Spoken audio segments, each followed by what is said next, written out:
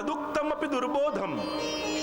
શ્રી ગુસાઈજી પ્રભુ ચરણ કહે તેમને કહેલું તો કઠણ છે, સહજ સુગમ નથી.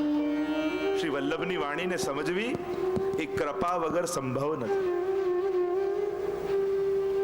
માણસ પોતાની બુદ્ધિ પ્રમાણે અર્થઘટનો કરે, પણ શ્રી વલ્લભ શું કહેવા માંગે છે?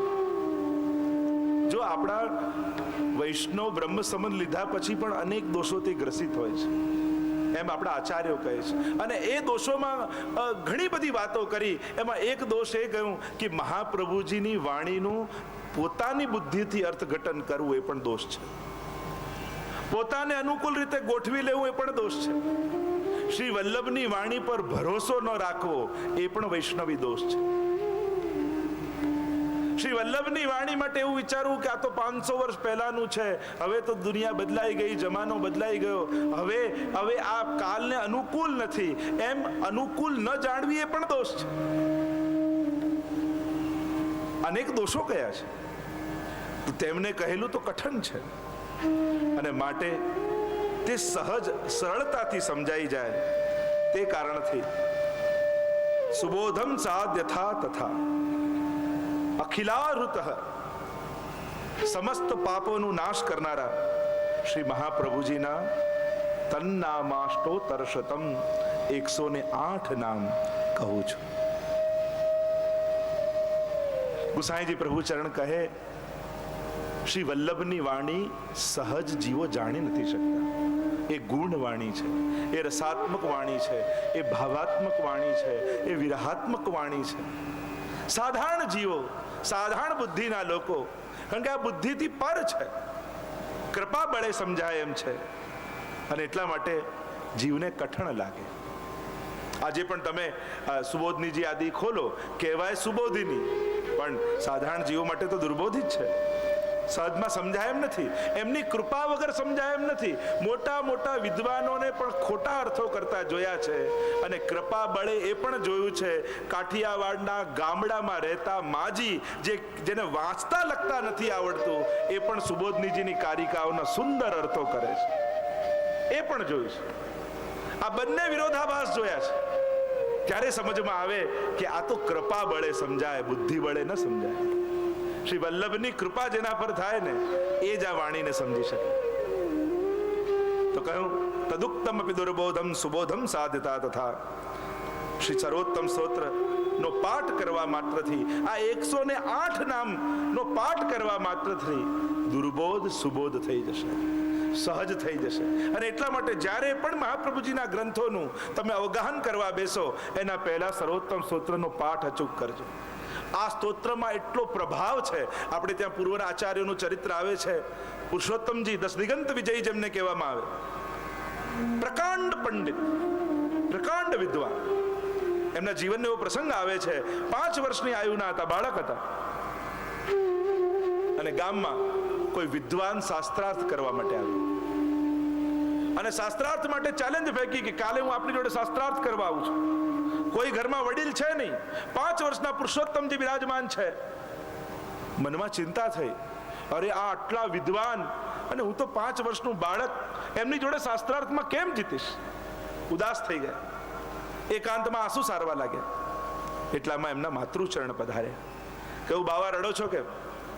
અરે હું 5 વર્ષનું નાનો બાળક, અને પેલા આટલા વિદ્વાન પ્રકાંડ પંડિત મારી જોડે કાલે શાસ્ત્રાર્થ કરવા આવશે, અને જો હું જવાબ ના આપી શક્યો તો મહાપ્રભુજીનું આદર કેમ રહેશે? ત્યારે એમના માતૃચરણે કહ્યું બાવા, આપ પોતાના સ્વરૂપને યાદ કરો. આપ ભલે નાની વયના છો, પણ નાના નથી, સાધારણ નથી. આપ વલ્લભના વંશજ છો. આપના નસે નસમાં મહાપ્રભુજી બિરાજમાન છે. બિરાજમાન થઈ જાઓ. અને સર્વોત્તમ સ્તોત્રના અખંડ પાઠ શરૂ કર્યો. અને ઇતિહાસ એમ કહે છે સર્વોત્તમ સ્તોત્રના અખંડ પાઠ શરૂ કર્યા, અને સાક્ષાત શ્રી મહાપ્રભુજી પ્રગટ થયા. મસ્તક પર હાથ રાખ્યો અને કહ્યું બાવા, જેટલા પણ ગ્રંથો છે એનો પહેલો શ્લોક અને છેલ્લો શ્લોક વાંચી જાઓ, બધા ગ્રંથો આપને હૃદયારૂઢ થઈ જશે. અને પહેલો શ્લોક ને છેલ્લો શ્લોક વાંચી ગયા, બધા ગ્રંથો હૃદયારૂઢ થઈ ગયા. સર્વોત્તમ સ્તોત્રનો પ્રભાવ. અને પેલા પંડિત શાસ્ત્રાર્થ કરવા આવ્યા, થોડી ક્ષણોમાં પરાસ્ત થઈને દંડવત કરીને ચાલી ગયા. આવો પ્રકાર પ્રકાંડ પ્રભાવ સર્વોત્તમ સ્તોત્રનો છે. આપના દુર્બોધ ગ્રંથો પણ સુબોધ બની જાય.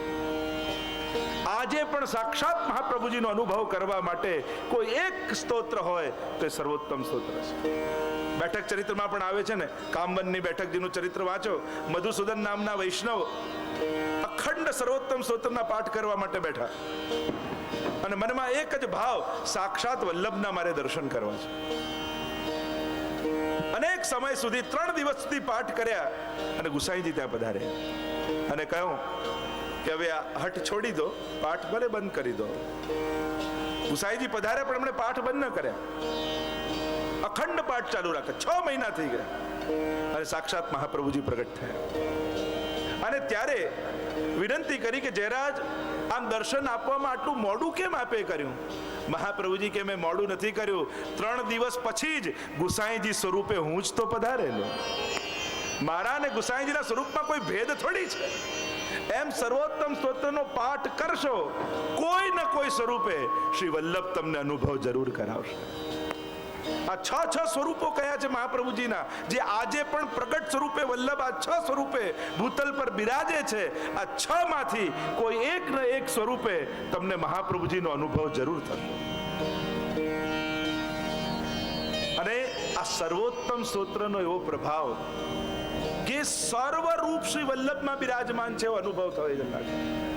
આપણે તો ભગવદીઓ ગાય ને, દરેક સ્વરૂપોમાં ગિરિરાજમાં વલ્લભ, બેઠકમાં શ્રી વલ્લભ વલ્લભ, મહાપ્રભુજી શ્રી વલ્લભ, યમુનાજીમાં વલ્લભ, ગિરિરાજમાં વલ્લભ, બેઠકમાં શ્રી વલ્લભ વલ્લભ, મહાપ્રભુજી શ્રી વલ્લભ, યમુનાજીમાં વલ્લભ, ગિરિરાજમાં વલ્લભ.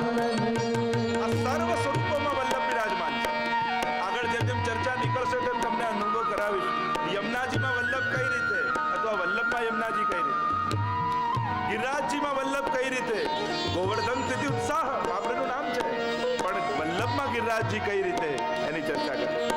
વ્રજમાં વલ્લભ, જગમાં વલ્લભ, કોટિ બ્રહ્માંડે શ્રી વલ્લભ, વ્રજમાં વલ્લભ, જગમાં વલ્લભ, કોટિ બ્રહ્માંડે શ્રી વલ્લભ, ગૌલોકમાં વલ્લભ વલ્લભ, ગૌલોકમાં વલ્લભ વલ્લભ, નિત્ય લીલામાં શ્રી વલ્લભ, યમુનાજીમાં વલ્લભ, ગિરિરાજમાં વલ્લભ, બેઠકમાં શ્રી વલ્લભ વલ્લભ, મહાપ્રભુજી શ્રી વલ્લભ, યમુનાજીમાં વલ્લભ, ગિરિરાજમાં વલ્લભ.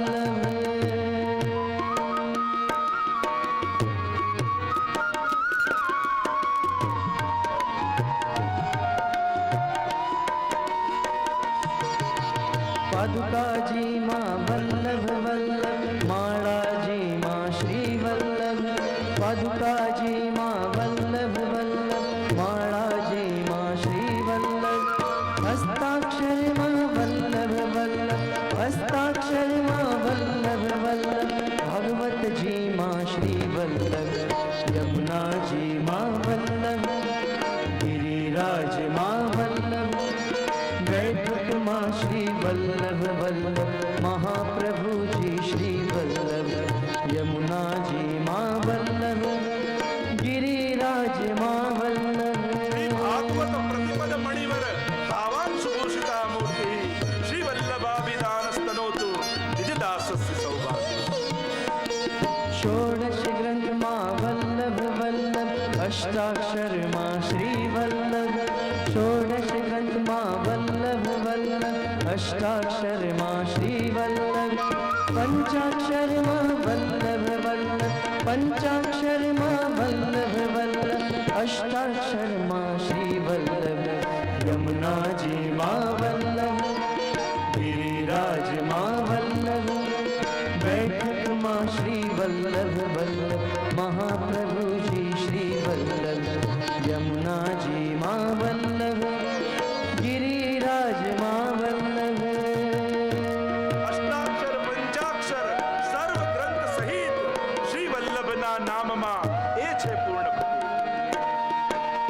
विठ्ठल प्रभु माँ वल्लभ वल्लभ सात स्वरूप माँ श्री वल्लभ विठ्ठल प्रभु माँ वल्लभ वल्लभ सात स्वरूप माँ श्री वल्लभ वल्लभ वंश माँ वल्लभ वल्लभ वल्लभ वंश माँ वल्लभ वल्लभ यमुना जड़ माँ श्री वल्लभ यमुना जी माँ वल्लभ गिरिराज माँ वल्लभ बैठक माँ श्री वल्लभ वल्लभ महाप्रभु जी श्री वल्लभ यमुना जी माँ वल्लभ गिरिराज माँ वल्लभ यमुना जी माँ वल्लभ गिरिराज माँ वल्लभ याही में यमुना याही में गोकुल याही में सबद ते श्री वल्लभ नाम बलो સર્વ સૃષ્ટિ એ વલ્લભના શ્રીઅંગમાંથી પ્રગટ થાય જેમ બ્રહ્માજી ભગવાનની નાભી કમલમાંથી પ્રગટ થયા અને નાભી કમલમાંથી બ્રહ્માજી પ્રગટ થયા અને સર્વ સૃષ્ટિનું સર્જન કર્યું એમ જ શ્રી યમુનાજીના હાથમાં કમળનું ફૂલ અને એ જ શ્રી પુષ્ટિ માર્ગનું મૂલ એ યમુનાજીના હાથમાં કમળ કયું છે કે જેમાંથી સમગ્ર પુષ્ટિ સૃષ્ટિ પ્રગટ થઈ એ કમળ છે શ્રી મહાપ્રભુજીના ચરણારવિંદમાં જે અનેક ચિહ્નો બિરાજે છે એમાં એક કમળનું ચિહ્ન છે અને એમાંથી જ સમગ્ર પુષ્ટિ સૃષ્ટિનું સર્જન થયું છે અને યમુનાજી એટલે તો હાથમાં કમળ લઈને ફરે છે કહે છે આ કમળનો આશ્રય કરો તો સમગ્ર સૃષ્ટિની પ્રાપ્તિ થશે સમગ્ર પુષ્ટિ માર્ગનું ઐશ્વર્ય અને વૈભવની પ્રાપ્તિ થશે આ આખી સૃષ્ટિનું સર્જન શ્રી વલ્લભના ચરણારવિંદમાં રહેલા કમળના ચિહ્નમાંથી થયું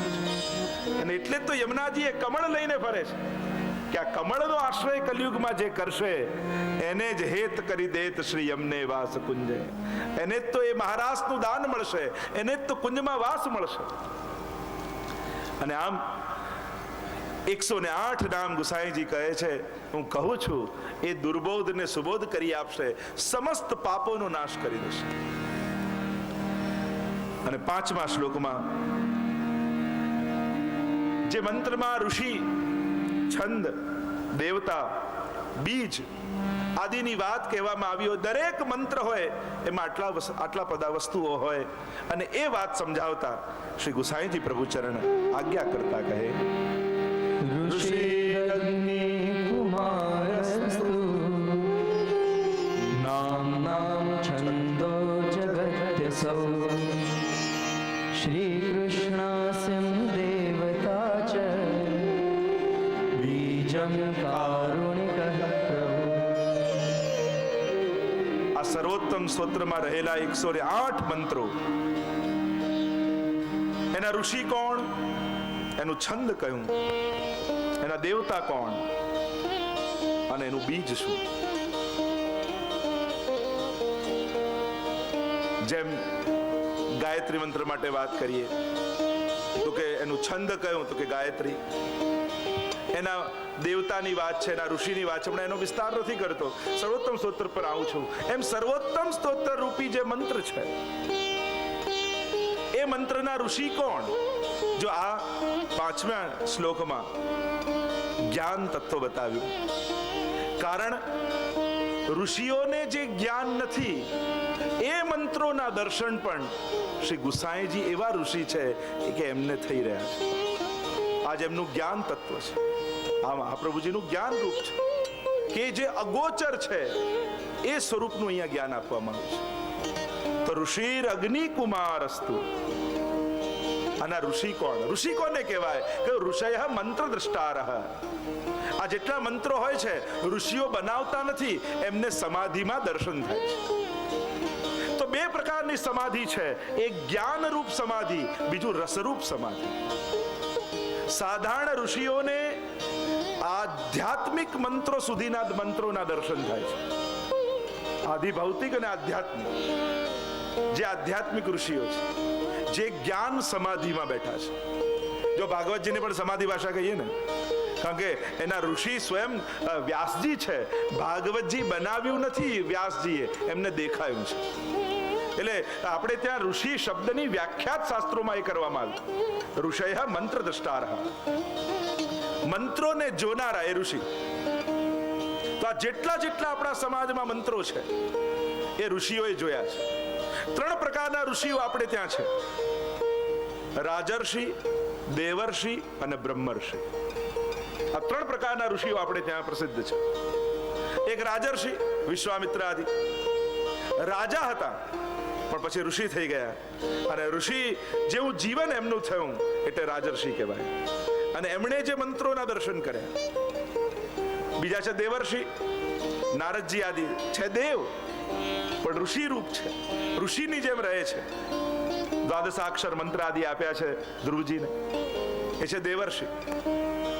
કેટલાક છે બ્રહ્મર્ષિ, હોય બ્રાહ્મણ પણ ઋષિની જેમ એમનું જીવન હોય, એમને કહેવાય બ્રહ્મર્ષિ. તો આ 3 જણા જ્ઞાનરૂપ સમાધિમાં આધ્યાત્મિક આદિ મંત્રોના દર્શન કરે છે અને મંત્રો પ્રગટ કરે છે, બનાવતા નથી. આપણે ત્યાં રચના કરતા પણ દર્શન છે, અનુભવ છે, અને એટલે જ ભાગવતજીને સમાધિ ભાષા કહી છે. સમાધિમાં દર્શન થયા છે.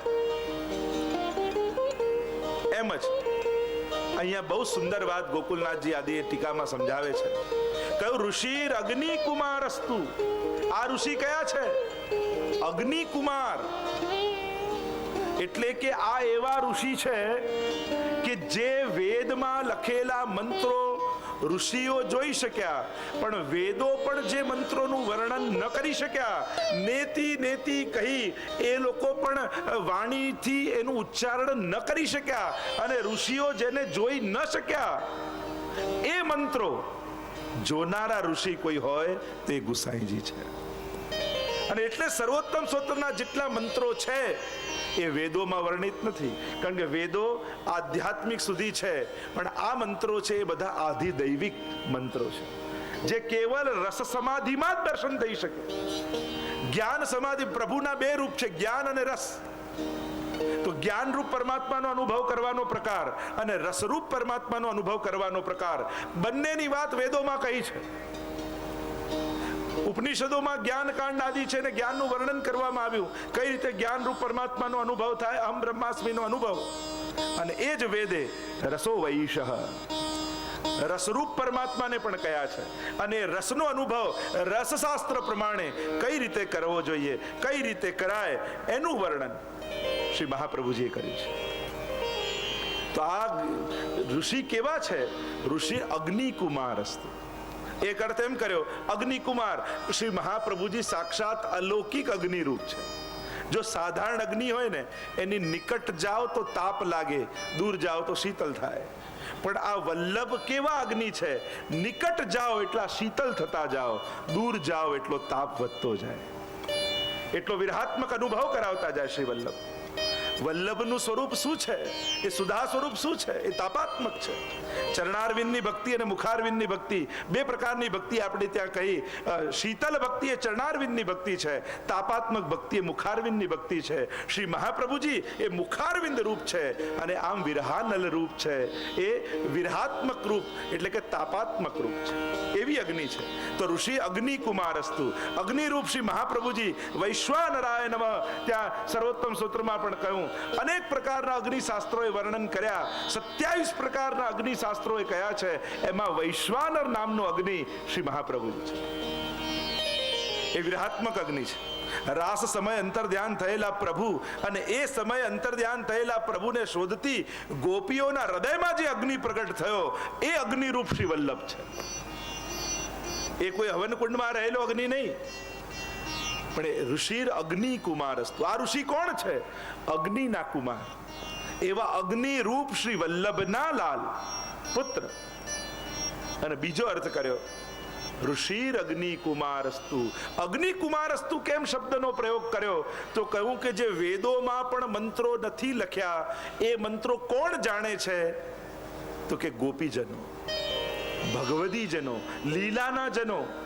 કારણ કે અગ્નિ કુમારસ્તુ કહીને કહ્યું કે અગ્નિ કુમારિકાઓ કે જેમણે કાત્યાયની વ્રત કર્યું, અને કાત્યાયની વ્રત કર્યું અને એમાં જે મંત્રનો જાપ કર્યો, કાત્યાયની મહાભાગે મહાયોગી નધીશ્વરી નંદ ગોપ સુતમ દેહી પતિમ મે કુરુતે નમઃ, આ મંત્ર કોઈ વેદમાં વર્ણિત નથી, આ પ્રકાર કોઈ વેદમાં નથી બતાવવામાં આવ્યો, કારણ કે વેદ એને જાણી શકતો જ નથી. જે કાત્યાયની વ્રત સમયે જે ગોપીજનોએ જે મંત્રનો પાઠ કર્યો એ વેદમાં વર્ણિત નથી, કારણ કે વેદ આધ્યાત્મિક સુધી છે અને આ મંત્ર તો આધિદૈવિક છે.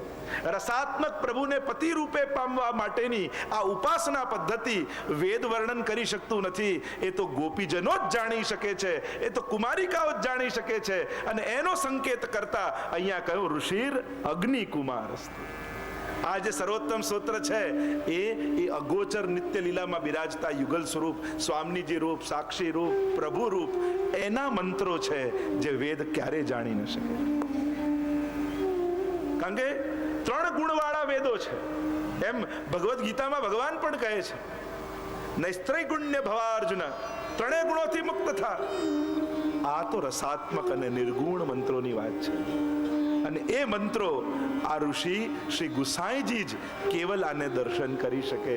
એટલા માટે ઋષિ અગ્નિ કુમારસ્તુ નામ છંદો જગત્ય સૌ. આમાં છંદ કયો છે કે જે સહસ્ત્ર નામ નામાવલી જેટલા બધા સ્તોત્રો છે એ જે જગતમાં પ્રસિદ્ધ છે એ જ છંદાનો છે. તો કયા છંદોમાં આ બધા નામાવલીના સ્તોત્રો છે? તો કે અનુષ્ટુપ છંદમાં. જગતમાં જે પ્રસિદ્ધ જગત્ય સૌ, જગતમાં જે પ્રસિદ્ધ છંદ છે, જો આપણે ત્યાં દરેક સ્તોત્રો પાઠોના છંદ હોય, જેમ તમે અવનાષ્ટક કરો ને તે પૃથ્વી છંદમાં છે. છંદ એટલે શું? એનું બંધારણ હોય. તમે યમનાષ્ટક બોલો ત્યારે 8 9 8 9 એ રીતે તમે રોકાવો. નમામિ યમુનામહં. હવે તમે આટલા ગણો, કેટલા અક્ષર થયા? નમામિ યમુનામહં, 8 અક્ષર થયા. નમામિ યમુનામહં સકલ સિદ્ધિ હેતુ મુદા.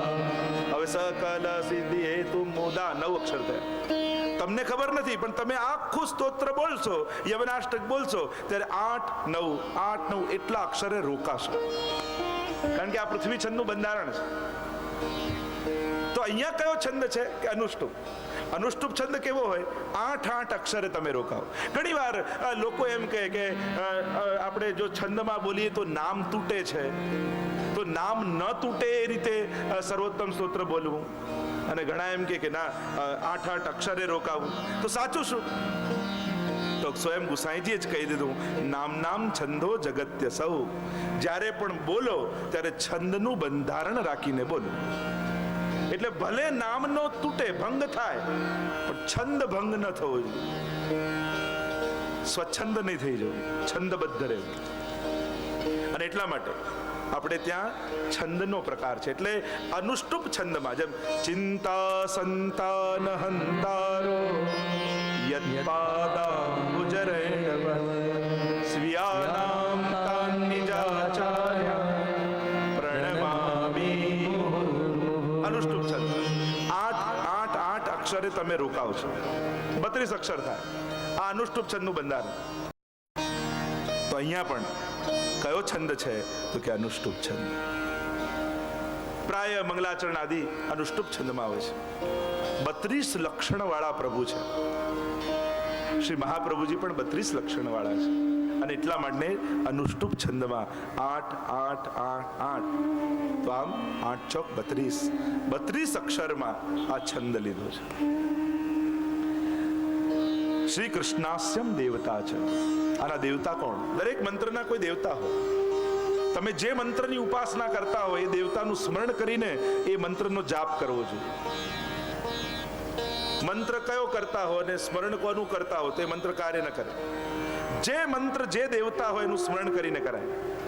જો મંત્રો પણ અનેક પ્રકારના કયા છે, તામસ, રાજસ, સાત્વિક, નિર્ગુણ, અને જેવી જે ઉપાસના કરે એવો પ્રભાવ એના પર થાય. મંત્ર કોને કહેવાય? મનનાત ત્રાયતે ઇતિ મંત્ર. જે મનનું રક્ષણ કરે એને મંત્ર કહેવાય. જેનું દર્શન કરે એને ઋષિ કહેવાય. તો મંત્રો અનેક પ્રકારના શાસ્ત્રોમાં છે. જેવી ઉપાસના કરો જે મંત્રની, એવી તમારી પ્રકૃતિ આદિ એવું તમારું નિર્માણ થતું જાય. શાસ્ત્રો એમ કહે છે કે મંત્રો પણ મનુષ્ય પર અસર કરે છે. મંત્ર ચોપડીઓમાં છપાયેલા હોય છે, છાપાઓમાં આવતા હોય છે, પણ જ્યાં સુધી ગુરુ મુખે ન સાંભળીએ ત્યાં સુધી મંત્રનો પ્રભાવ નથી હોતો. એટલે મંત્રના વિધાનો છે કે આ મંત્ર કયા વિધાનથી એની દીક્ષા લેવામાં આવે ત્યારે મંત્ર કામ કરતો હોય. બાકી કંઠી તો બજારમાં 20 રૂપિયા કોડી મળે, લઈને પહેરી લો તો. જો અલૌકિક તત્વો અલૌકિક હાથે લઈએ, કોની પાસે દીક્ષિત થઈએ છે, કઈ રીતે એની આખી વિધિ છે એને ફોલો કરવું જોઈએ, ત્યારે એ મંત્રો અસર કરતા હોય છે. અને એટલા માટે મંત્ર જ્યારે પણ કરો, ઘણી વાર લોકો છાપામાં વાંચે ને કોઈ મંત્ર માટેનો લેખ, આનો આવો પ્રભાવ, આનો આવો પ્રભાવ, એટલે અષ્ટાક્ષર મૂકીને ચાલુ કરી દે. તો આમ છાપામાં વાંચીને મંત્રો અસર ન કરે. એ તો ગુરુ જાણે છે કે આ મંત્રને ક્યાં રોકેલું. પેલું કહેતા ને કે એક ગામમાં મશીન બગડ્યું અને ફેક્ટરી બંધ થઈ ગઈ. એટલે ફેક્ટરી બંધ થઈ ગઈ, રોજનું લાખોનું નુકસાન થાય. એટલે પેલા માલિક ફેક્ટરીનો હતો એને કોઈ એન્જિનિયરો એને બોલાવ. એન્જિનિયર કે હું આવતો ખરો પણ 1000 રૂપિયા લઈશ. પેલો કહે ભલે ઠીક, તું ચાલુ તો કર. પેલો આવ્યો ને એક નાનકડી હથોડી લઈને મશીન પર મારી, સીધી મશીન ચાલુ થઈ ગઈ. પેલો માલિક કે એક હથોડી મારવાના કોઈ 1000 રૂપિયા હોતા હશે? પેલો એન્જિનિયર કે ના, હથોડી મારવાના તો 100 જ છે, પણ ક્યાં મારવી એના 900 રૂપિયા છે. એમાં આ મંત્રો તો ચોપડીઓમાં લખ્યા હોય, પણ એ મંત્રોને ક્યાં કે કોના હૃદયમાં કઈ રીતે રોપવા એ ગુરુ જાણે છે. એટલે મંત્ર ગુરુમુખી હોવો જોઈએ ત્યારે, કારણ કે ગુરુને પણ દીક્ષિત હોવા જોઈએ. પાછા એ ગુરુએ પણ કંઈ પણ ક્યાંક ચોપડીમાં વાંચીને થયું કે આ મંત્ર આને આપી દઉં, આ મંત્ર આને આપી દઉં, આ રીતે મંત્રો અસર નથી કરતા. એ પોતે પણ દીક્ષિત હોવા જોઈએ, એની પરંપરા હોવી જોઈએ. જો આપણે ત્યાં સંપ્રદાય એટલે પરંપરા, એ મંત્રની, એ વિધિની, એ વિધાનની, એ ઇષ્ટની, એ આખી એક પરંપરા, એને સંપ્રદાય કહીએ છીએ. એક બહુ મોટી ગેરસમજ આપણા હિન્દુ સમાજમાં ફેલાવવામાં આવે છે કે આ સંપ્રદાયો ભાગલા છે અને હિન્દુ ધર્મના ટુકડાઓ છે. ના ના, આ ભાગલા નથી, આ વ્યવસ્થાઓ છે. એ મંત્રની, એ ઇષ્ટની ઉપાસના, એને પામવાની પદ્ધતિની એક વિશિષ્ટ પ્રકારની વ્યવસ્થા, એને સંપ્રદાય કહેવાય. એક બહુ મોટી ખોટી ગેરસમજ સમાજમાં આપવામાં આવે છે. ભાગલા ભાગલા કરીને લોકો એને ભાગલા માનવા લાગ્યા. ભાગલા નથી, આ વ્યવસ્થા છે. અને આ વ્યવસ્થા હોવી જોઈએ જેથી એની ઉપાસના પ્રોપર રીતે થઈ શકે. દરેકની ઉપાસના એક સરખી નથી હોતી. બધા દેવને, દરેકને એના મંત્રો જુદા, એની વિધાન જુદા, એની વિધિ જુદી, અને એ પ્રકારે કરો ત્યારે જ એ દેવ પ્રસન્ન થાય. અને એટલા માટે એ વિધાનને ફોલો કરવો જોઈએ. તો શ્રી કૃષ્ણાસ્યમ દેવતા છે. આ મંત્રના દેવતા કોણ છે? કૃષ્ણનું આસ્ય એટલે મુખારવિંદ રૂપ શ્રી મહાપ્રભુજી. શ્રી વલ્લભ જ આના દેવતા છે. એટલે સતત શ્રી વલ્લભનું મનમાં સ્મરણ રાખી અને સર્વોત્તમ સ્તોત્રનો પાઠ કરવો જોઈએ. બીજમ કારુણિક પ્રભુ. આ મંત્રનું બીજ શું? તો કે કૃપાલુ પ્રભુ. સર્વોત્તમ સ્તોત્રનું બીજ એક કરુણામય, કૃપામય ઠાકોરજી છે. કારણ કે પુષ્ટિ માર્ગમાં તમે જેની શરણે જાઓ છો, કોની શરણે જાઓ છો? એક કર્મ માર્ગી પરમાત્માની શરણે? એક જ્ઞાન માર્ગી પરમાત્માની શરણે? ના. ભગવાન અપી પુષ્ટિસ્થો ન કરિષ્યતિ લૌકિકમ જગતમ. મહાપ્રભુજી તમને જેની શરણે મોકલે છે ને, એ પુષ્ટિસ્થ પુરુષોત્તમના શરણે મોકલે છે. એ એવો પરમાત્મા નથી કે શરણે આવ્યા એટલે તમારા કર્મોના હિસાબના ચોપડા ખોલીને બેઠો હોય. આટલા ખરાબ કર્મો કર્યા ને આટલા સારા કર્મો કર્યા, નર્ક ભોગવ ને દુઃખ ભોગવ, આવો હિસાબ કરે પરમાત્મા નહીં. એ કોઈ જ્ઞાન માર્ગી પરમાત્માના શરણે મહાપ્રભુજી તમને નથી મોકલતા કે જે કેવલ તટસ્થ ભાવે બધું જ જોયા કરતો હોય, જેનું જે થવું હોય થાય, કેવલ દ્રષ્ટા બનીને જોયા કરે, એવો પરમાત્મા પણ નથી. આ તો એવા પરમાત્માની શરણે મહાપ્રભુજી મોકલે છે. એ કૃપાળુ પરમાત્માની શરણે મોકલે છે જે રાઈ જીતની સેવા કો ફલ માનત મેરુ સમાન. રાઈ જેટલી સેવા પણ કરે અને મેરુ પર્વત જેવી ગણે એવા કૃપાળુ પરમાત્માની શરણે જાય. મહાપ્રભુજી તમને મોકલે છે. એવા પરમાત્માની શરણે મોકલે કે જે બધું જ જોઈ શકે પણ પોતાના ભક્તની આંખમાં આંસુ ન જોઈ શકે, એવા લાગણી વાળા, એવા કૃપાળુ પરમાત્માની શરણે તમને મહાપ્રભુજી મોકલે છે. અને એટલા માટે આપણો પ્રભુ હિસાબ નથી કરતો, સજા નથી આપતો, ક્ષમા આપે છે. શરણે જાઓ એટલે સજા લઈને ઊભો હોય, સજા આપવા ઊભો હોય એવા પરમાત્માની શરણે તમે નથી જતા, ક્ષમા આપવા ઊભો હોય એવા પરમાત્માની શરણે મોકલે છે. દોષ સબ દૂર કરત, ભક્તિ ભાવ હિએ ધરત. સર્વ દોષોને દૂર કરી જે સ્વીકાર કરી લે એવા કૃપાળુ પ્રભુ એ જ સર્વોત્તમ સ્તોત્રના બીજ છે એમ કહેતા છઠ્ઠા શ્લોકને સમજાવતા શ્રી ગુસાઈજી એનો વિનિયોગ બતાવે, એનું ફલ બતાવે કે આ સર્વોત્તમ સ્તોત્રનું ફલ શું, કરવાથી મળશે શું. કારણ કે આપણે બધા સાધારણ જીવો, ઝાડ ઉપર ફળ જોઈએ ને તો ઝાડ પર ચડીએ, નહીં તો કોઈ ચડે નહીં. ફલ જ કર્મનું આકર્ષણ છે. જ્યાં સુધી ફલ નથી બતાવવામાં આવતું ત્યાં સુધી જીવને કર્મમાં આકર્ષણ પણ થતું નથી. અને એટલા માટે આ સર્વોત્તમ સ્તોત્ર કરશો તો શું મળશે, આનું ફલ શું, આનો વિનિયોગ શું, એ સમજાવતા શ્રી પ્રભુ ચરણ આજ્ઞા કરે. વિનિયોગો ભક્તિ યોગ પ્રતિબંધ વિનાશને કૃષ્ણાધરામૃતા સ્વાદ સિદ્ધિરત્ર સંશય. ફરી વિનિયોગ ભક્તિ યોગ પ્રતિબંધ વિનાશને કૃષ્ણાધરામૃતા સ્વાદ સિદ્ધિરત્ર સંશય. છઠ્ઠા શ્લોકમાં વૈરાગ્યનો ગુણ છે. કારણ કે અધરામૃત જેવી વૈરાગ્ય વગર દાન ન થાય. હૃદયમાં વૈરાગ્ય આવે તો જ કોઈ દાતા બની શકે, તો જ કોઈ આપે. અને વલ્લભ જેવો દાતા કોણ હોય? અધે દાન દક્ષશ્ચ મહોદાર ચરિત્રવાન. કૃષ્ણાધરામૃતનું દાન, આવું દાન બીજું કોણ કરી શકે? અને વૈરાગ્ય વગર દાન ન થાય. એટલે છઠ્ઠામાં વૈરાગ્ય ગુણ છે. વિનિયોગો ભક્તિ યોગ. આ સ્તોત્રનો ઉપયોગ ભક્તિ યોગમાં આવતા પ્રતિબંધોના નાશ કરવામાં છે. વિનિયોગો ભક્તિ યોગ પ્રતિબંધ વિનાશન. આ પાઠ કરવાથી તમારી ભક્તિમાં જે કોઈ પણ પ્રતિબંધ આવતા હશે, સર્વોત્તમ સ્તોત્રના પાઠથી સગળા પ્રતિબંધોનો નાશ થઈ જશે. ઘણા વૈષ્ણવને એમ થાય કે સેવા તો પધરાવી છે, ઘરમાં આટલી પ્રતિકૂળતા છે, કોઈ સાથે સાથ આપવા તૈયાર નથી, અનુકૂળતા નથી આવતી. આટલી પ્રભુ ઘણાને એમ થાય આટલી અનુકૂળતા છે, પણ હજી કેમ મારા મનમાં ભાવ નથી આવતો સેવા કરવાનો. અનેક પ્રકારના પ્રતિબંધો જીવને લાગ્યા છે. જો ભગવત્કૃત પ્રતિબંધ પણ ઘણીવાર હોય છે. જીવકૃત અને ભગવત્કૃત. ઘણીવાર લોકોને કારણે પ્રતિબંધ આવતા હોય અને ઘણીવાર પ્રભુ જ પ્રતિબંધ લાવતા હોય. આ બે કારણથી ભગવત સેવા ન થાય. ઉદ્વેગ, પ્રતિબંધ અને ભોગ, આ ત્રણ સેવામાં બાધક કયા. સેવાફલ નામના ગ્રંથમાં મહાપ્રભુજી આજ્ઞા કરી તો પ્રતિબંધ બે પ્રકારના કયા? ઘણા જીવકૃત અને ઘણા ભગવત્કૃત. તો ભક્તિમાં આવતા સઘળા પ્રતિબંધોને દૂર કરશે. સર્વોત્તમ સ્તોત્ર તમારા દીકરાના લગ્ન નથી થતા એના માટે નથી. દુકાન બરાબર નથી ચાલતી એના માટે નથી. બીમારી જતી નથી એના માટે નથી. પેલું કે ને આ બધાનો ઉપયોગ આ માટે કરવો તો મચ્છર મારવા માટે સ્ટેનગનનો ઉપયોગ કરવા બરાબર છે.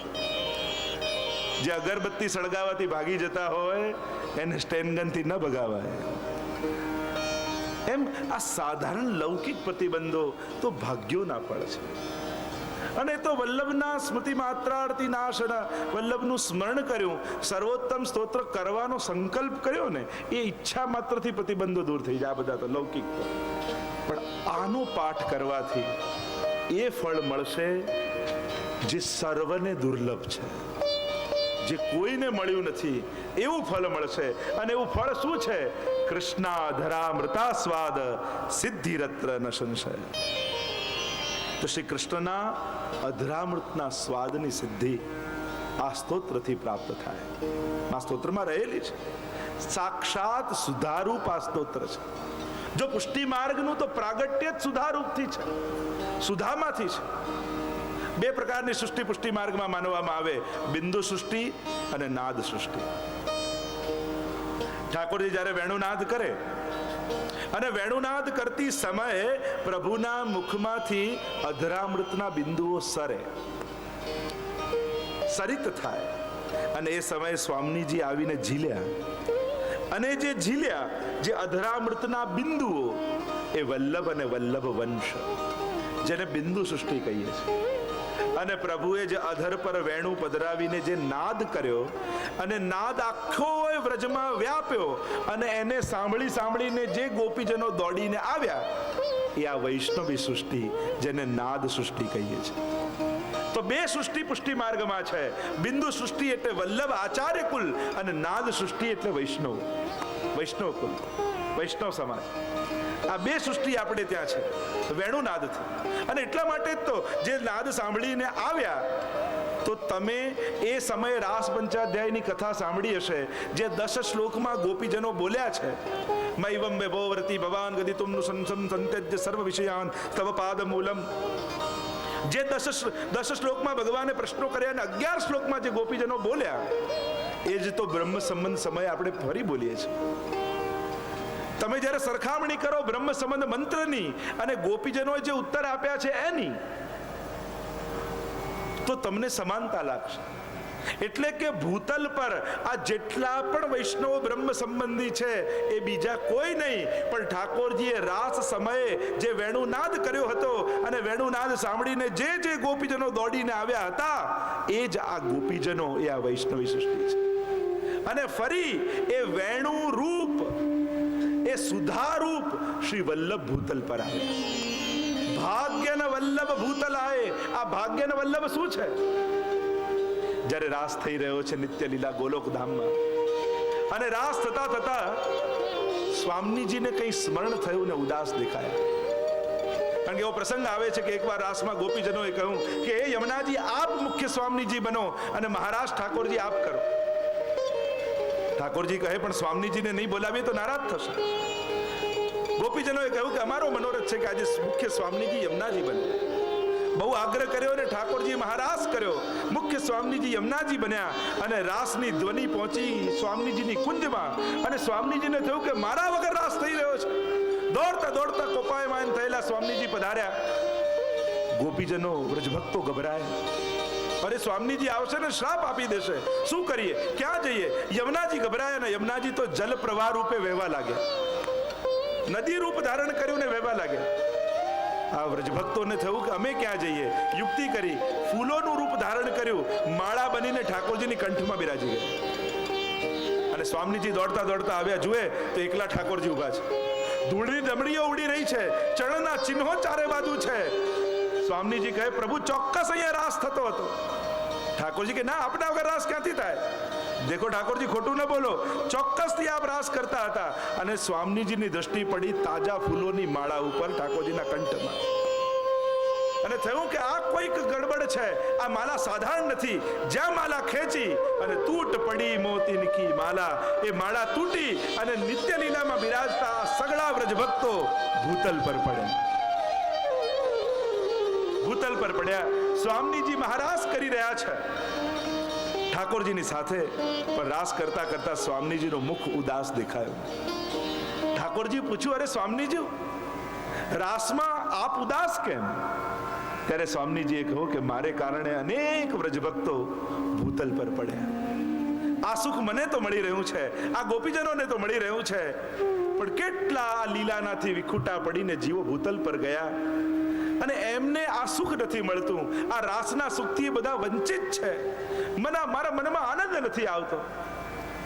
સ્વામીજીએ કહ્યું મારે કારણે લીલાથી વિખૂટા પડ્યા છે, તો પ્રભુ આપ આજ્ઞા આપો તો હું પોતે ભૂતલ પર જાઉં અને બ્રહ્મ સંબંધ કરાવી ફરી એમનો લીલામાં પ્રવેશ કરાવું. અને આમ વિચાર કરી સ્વામીજી પોતે ભૂતલ પર પધાર્યા અને મહાપ્રભુજી રૂપે ભૂતલ પર પધારી ગયા. ભાગ્યન વલ્લભ ભૂતલાય. અને વલ્લભ આ સ્વામીજી સાક્ષાત સુધારૂપ છે. પુષ્ટિ માર્ગમાં સુધાની સૃષ્ટિ છે. નાદ સૃષ્ટિ અને બિંદુ સૃષ્ટિ, આ બંને સૃષ્ટિ છે. અને એટલા માટે રાસમાં જ્યારે ગોપીજનો આવ્યા, કારણ કે વ્રજલીલામાં અનુભવ પ્રભુનો, વ્રજલીલાનો અનુભવ જ્યાં સુધી પ્રભુની સુધાનો સંબંધ ન થાય ત્યાં સુધી એ અનુભવ સંભવ નથી. કારણ કે સુધા બીજું કોઈ નથી, ભગવદ રસ છે. અને વ્રજની લીલામાં પ્રભુ બધાનો સુધા સંબંધ કરાવે છે. છાક લીલામાં સખાઓ ને સુધાનો સંબંધ થાય. જીન નહીં પાયો સુનો રે ભૈયા મેરી હથેરી ચાટ. અને પ્રભુનું અધરામૃત છાછ આરોગે અને સખાઓને સુધા સંબંધ થાય. રાસલીલામાં ગોપીજનોને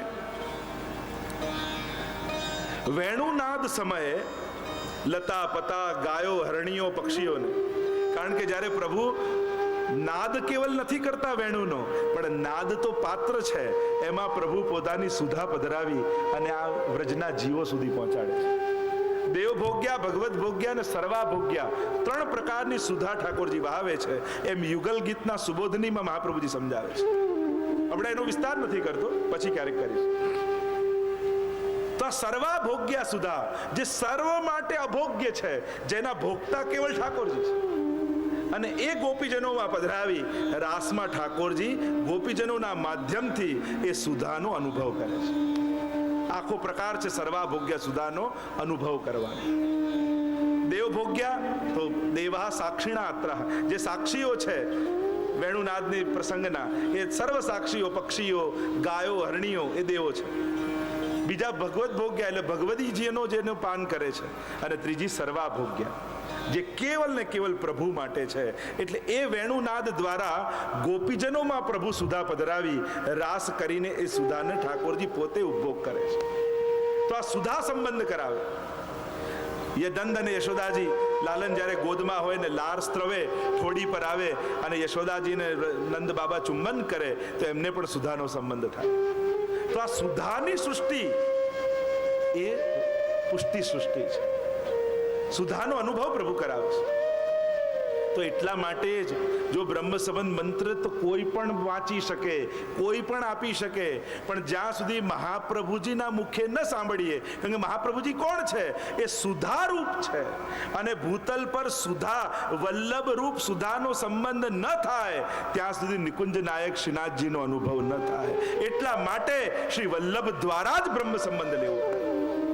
બાકી આ મંત્ર તો કોઈ પણ આપી શકે, અને ઘણા આપવા લાગ્યા છે, પણ એ મંત્ર આપવાથી શું થાય? સુધા સંબંધ થવો જોઈએ. અને એટલા માટે મહાપ્રભુજીની વધાઈમાં આપણે શું કહીએ છીએ? એસી બંસી બાજી બન ઘન में व्याप रही धुनी महामुनिन की समाधि लागी ऐसी बंसी बाजी. ऐसी बंसी बाजी बन घन व्याप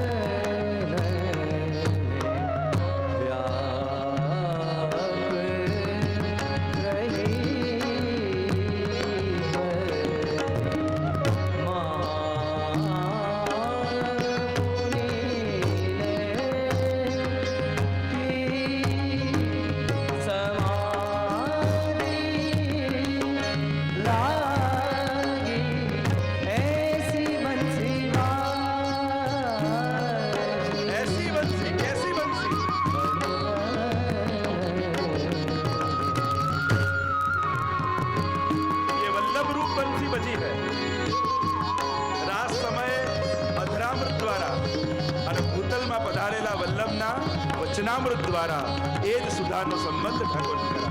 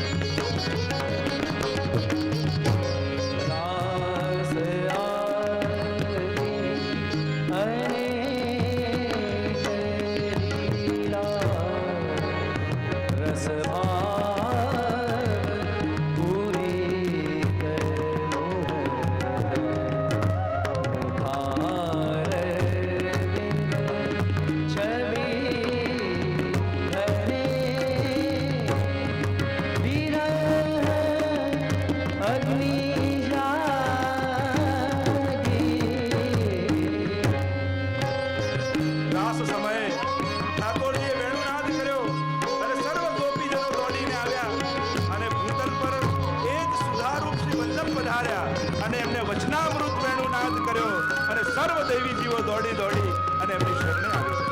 દાસ આદિ અનેક લીલા રસ ભાવ પૂરી કર મુખાર વિંદ ચકી ધરે વિરહની જાગી વિરહની જાગી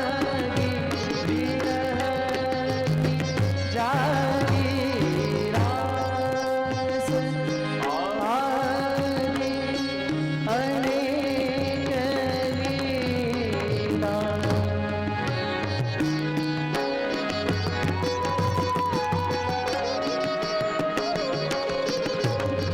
દાસ આદિ અનેક લીલા રસ ભાવ મુખાર વિંદ છબી ધરે વિરહની જાગી વિરહની જાગી વિરહની જાગી દાસ આદિ અનેક લીલા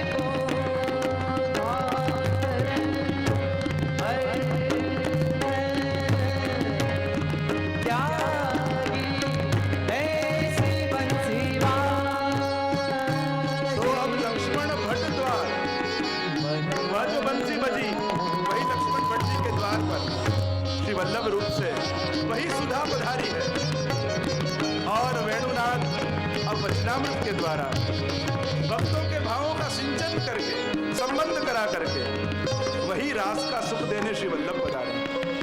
कृष्णा धरामृता स्वाद સિદ્ધિ રત્ન સંચય. એ જ કૃષ્ણ અધરામૃતનું દાન આપવા માટે જો આજે મહાપ્રભુજીની કાનીથી દરેકના ઘરે ઠાકોરજી બિરાજે છે. વલ્લભની કાની આપીને ભોગ ધરીએ. ભોગ ધર્યા પછી જે મળે એને શું કહીએ? પ્રસાદ. પ્રસાદ કોને કહેવાય? જે પરસની યાદ અપાવે એ જ પ્રસાદ છે. કારણ કે એમાં સામગ્રીમાં જ્યારે પ્રભુનું અધરામૃત મળે અને જ્યારે જીવ એ કણિકાને મુખમાં લે ત્યારે એ સુધાનો સંબંધ થાય અને એને યાદ આવે કે આ સુધાનો સંબંધ તો પહેલા પણ થઈ ચૂક્યો છે. એ પરસની સુધી કરાવે એ જ પ્રસાદ છે. એમાં પ્રભુનું અધરામૃત ભળ્યું હોય તો આ સર્વોત્તમ સ્તોત્ર એ સાક્ષાત ઠાકોરજીનું સુધારૂપ અધરામૃત રૂપ છે. અને ભૂતલ પર એ જ સુધા વલ્લભ રૂપે પધારી. કારણ કે રાસ સમયે જ્યારે ગોપીજનો શોધવા નીકળ્યા અને હૃદયમાં જે વિપ્રયોગ સુધા જાગી એ વિપ્રયોગાત્મક સુધા જ્યારે ઠાકોરજી મળ્યા નહીં પુકારવા લાગી ગોપીજનો, આ નાથ રમણ પ્રેષ્ઠ ક્વાસી ક્વાસી મહાભુજ, એ પ્રભુ પ્રગટ હો જાઈએ. અને એવો તાપ જાગ્યો અને પ્રભુને પુકારતા એમના હૃદયમાંથી નીકળેલી સુધા ગોપીઓના અધર પર આવી. વલ્લભનું સ્વરૂપ શું છે? વિરહાત્મક. જે પુકારતા વિરહાગ્નિ હૃદયમાં જાગી એની સુધા અધર પર આવી ગોપીજનોના. અને પ્રત્યેક ગોપીજનોના અધર પર રહેલી સુધાને જ્યારે એક સ્વરૂપ આકાર બનાવવામાં આવે અને એ જે સ્વરૂપ પ્રગટ થાય એ શ્રી વલ્લભનું વિરહાત્મક સ્વરૂપ છે. અને જ્યારે ઠાકોરજી રાસમાં મળ્યા અને ગોપીજનોને અધરામૃતનું દાન કર્યું અને એ સમયે જે સંયોગાત્મક સુધા પ્રગટ થઈ એ સુધાનું સ્વરૂપ એ પણ શ્રી વલ્લભનું સ્વરૂપ છે. એક સંયોગાત્મક સુધા અને બીજું વિપ્રયોગાત્મક સુધા. આ બંને પ્રકારની સુધાનું રૂપ શ્રી વલ્લભનું. તો કૃષ્ણ અધરામૃતા સ્વાદ સિદ્ધિ રત્ર ન સંશય. એમાં કહ્યું એ અધરામૃતની સ્વાદની સિદ્ધિ આ સ્તોત્રમાં રહેલી છે, એમાં કોઈ સંશય નથી. સ્વયં ગુસાઈજી જ્યારે કહેતા હોય કે વૈષ્ણવે ક્યારે સંશય નહીં કરવો, આ સાક્ષાત સુધારૂપ છે. અને જેમ વેણુનાદ કરીને ઠાકોરજીએ પ્રત્યેકને સુધાનો સંબંધ કરાવ્યો, એમ આ વેણુનાદ વલ્લભ રૂપ વેણુનાદ એવો થયો છે સર્વોત્તમ સ્તોત્રના માધ્યમથી કે એનો સંબંધ જેને જેને થશે એને પણ એ રાસ સમયની સુધાનો અનુભવ થશે. અને આમ કહેતા હવે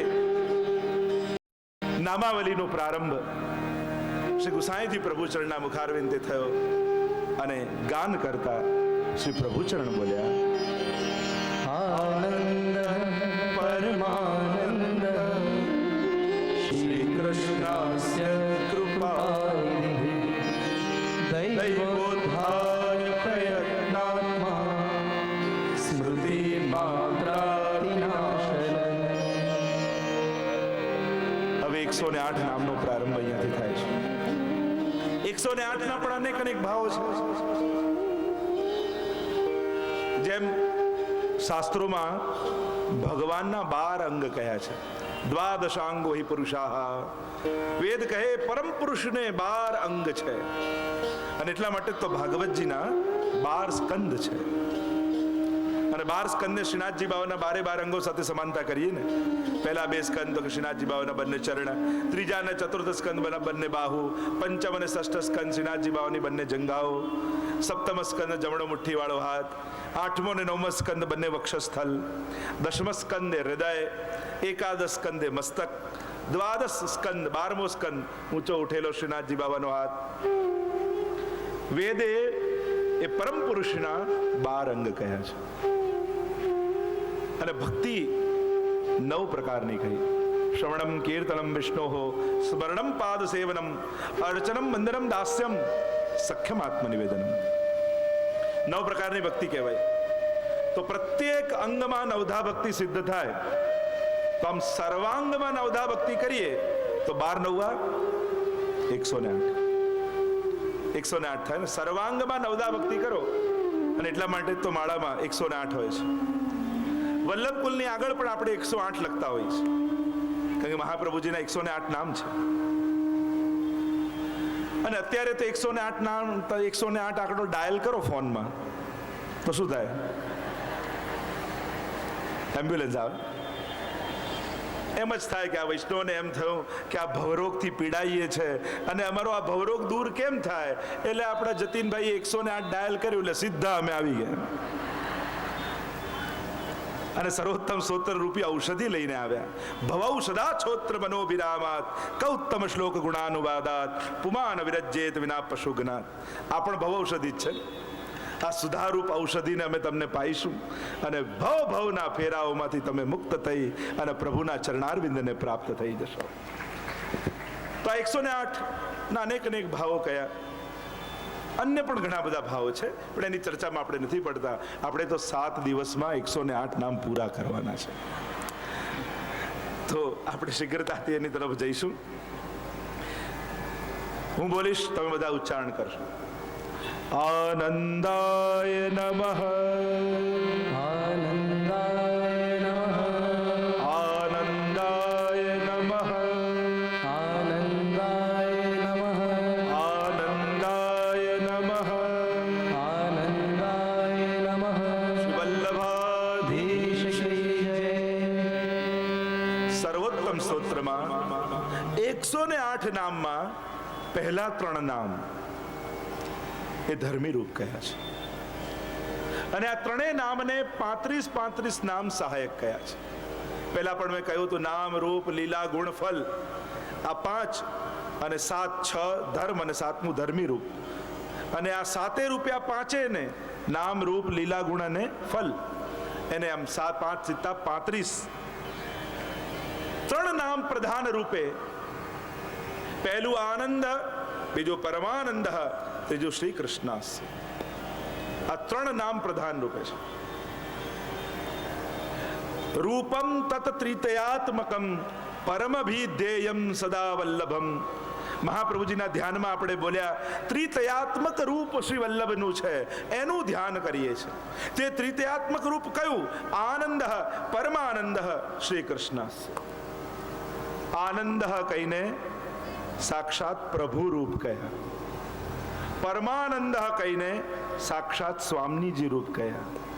અને શ્રી કૃષ્ણાસ્ય કહીને સાક્ષાત લીલાના સાક્ષી રૂપ કયા. આ ત્રણ સ્વરૂપ શ્રી વલ્લભના. તો પહેલું નામ, આ ત્રણ ચાવીઓ છે, એનાથી પ્રવેશ કરાય છે. આનંદ પહેલું નામ કહ્યું. સાક્ષાત બ્રહ્મ રૂપ, પરબ્રહ્મ રૂપ શ્રી વલ્લભ છે. કારણ વેદમાં બ્રહ્મની વ્યાખ્યા કરવામાં આવી. આનંદ માત્ર કરપાદ મુખોદરાદિ. એ પરબ્રહ્મ કેવો છે? ઘણા લોકો કહે કે આમ હિન્દુ ધર્મમાં આટલા બધા ભગવાન. ભગવાન તો એક જ છે, બાકી બધા તો દેવી દેવતાઓ છે. ક્યાંય એવું લખ્યું નથી કે આટલા બધા ભગવાન હિન્દુ ધર્મમાં છે, કોઈ શાસ્ત્રોમાં. એકમ સદ્વિપ્રા બહુધા વદંતી. બ્રહ્મ એક જ છે, બાકી બધા દેવી દેવતાઓ છે. પણ દેવી દેવતાઓને બ્રહ્મ ન કહેવાય, ભગવાન ન કહેવાય, એ દેવતા કહેવાય, એ દેવી કહેવાય. દરેકની એક કેટેગરી છે. લોકો એમ કે બધા એક જ જગ્યાએ જવાનું છે, પણ શાસ્ત્રોનું અધ્યયન કરો તો એવું પણ નથી.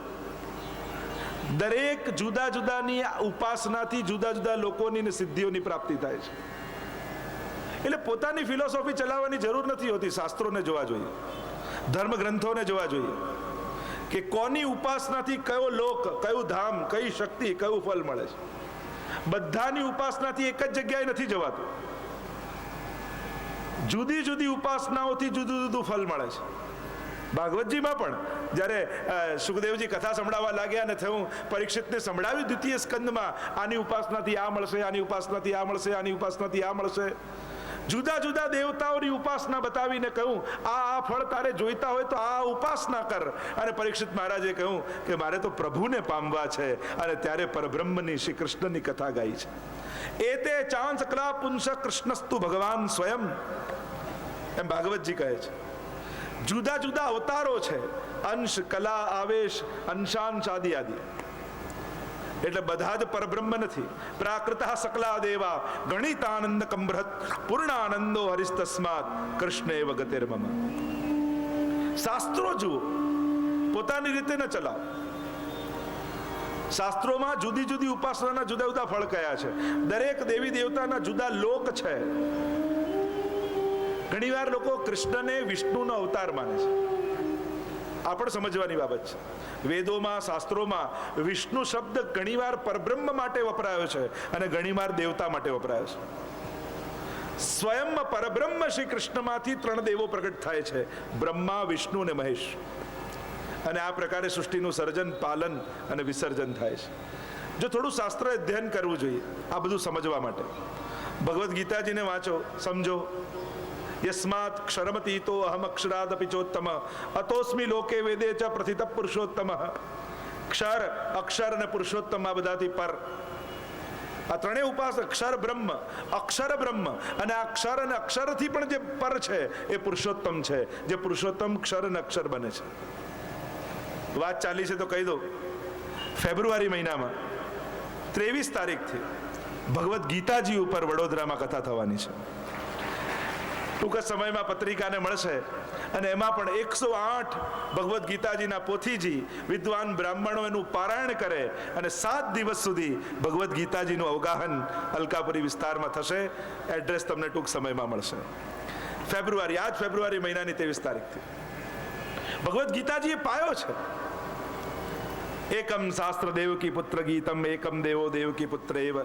અને ગીતાજીને સમજો તો આખું હિન્દુ ધર્મનું સ્ટ્રક્ચર તમને ખ્યાલ આવે. કઈ રીતે કોની ઉપાસનાથી કઈ રીતે પ્રાપ્ત થાય. અને ઘણીવાર પુષ્ટિમાર્ગીઓ વૈષ્ણવને એમ થાય ગીતાજી તો મર્યાદાનું. અરે એવું નથી. સ્વયં મહાપ્રભુજીનું તત્વાદીપ નિબંધનું શાસ્ત્રાર્થ પ્રકરણ એ ગીતાર્થ પ્રકરણ કહેવાય છે. એ ગીતાજી ઉપર છે. અને 4 પ્રમાણ ગ્રંથોમાં સ્વયં મહાપ્રભુજી આજ્ઞા કરે છે. વેદાહ શ્રી કૃષ્ણ વાક્યાની વ્યાસ સૂત્રાણી ચૈવહી સમાધિ ભાષા વ્યાસસ્ય પ્રમાણમ તચતુષ્ટયમ.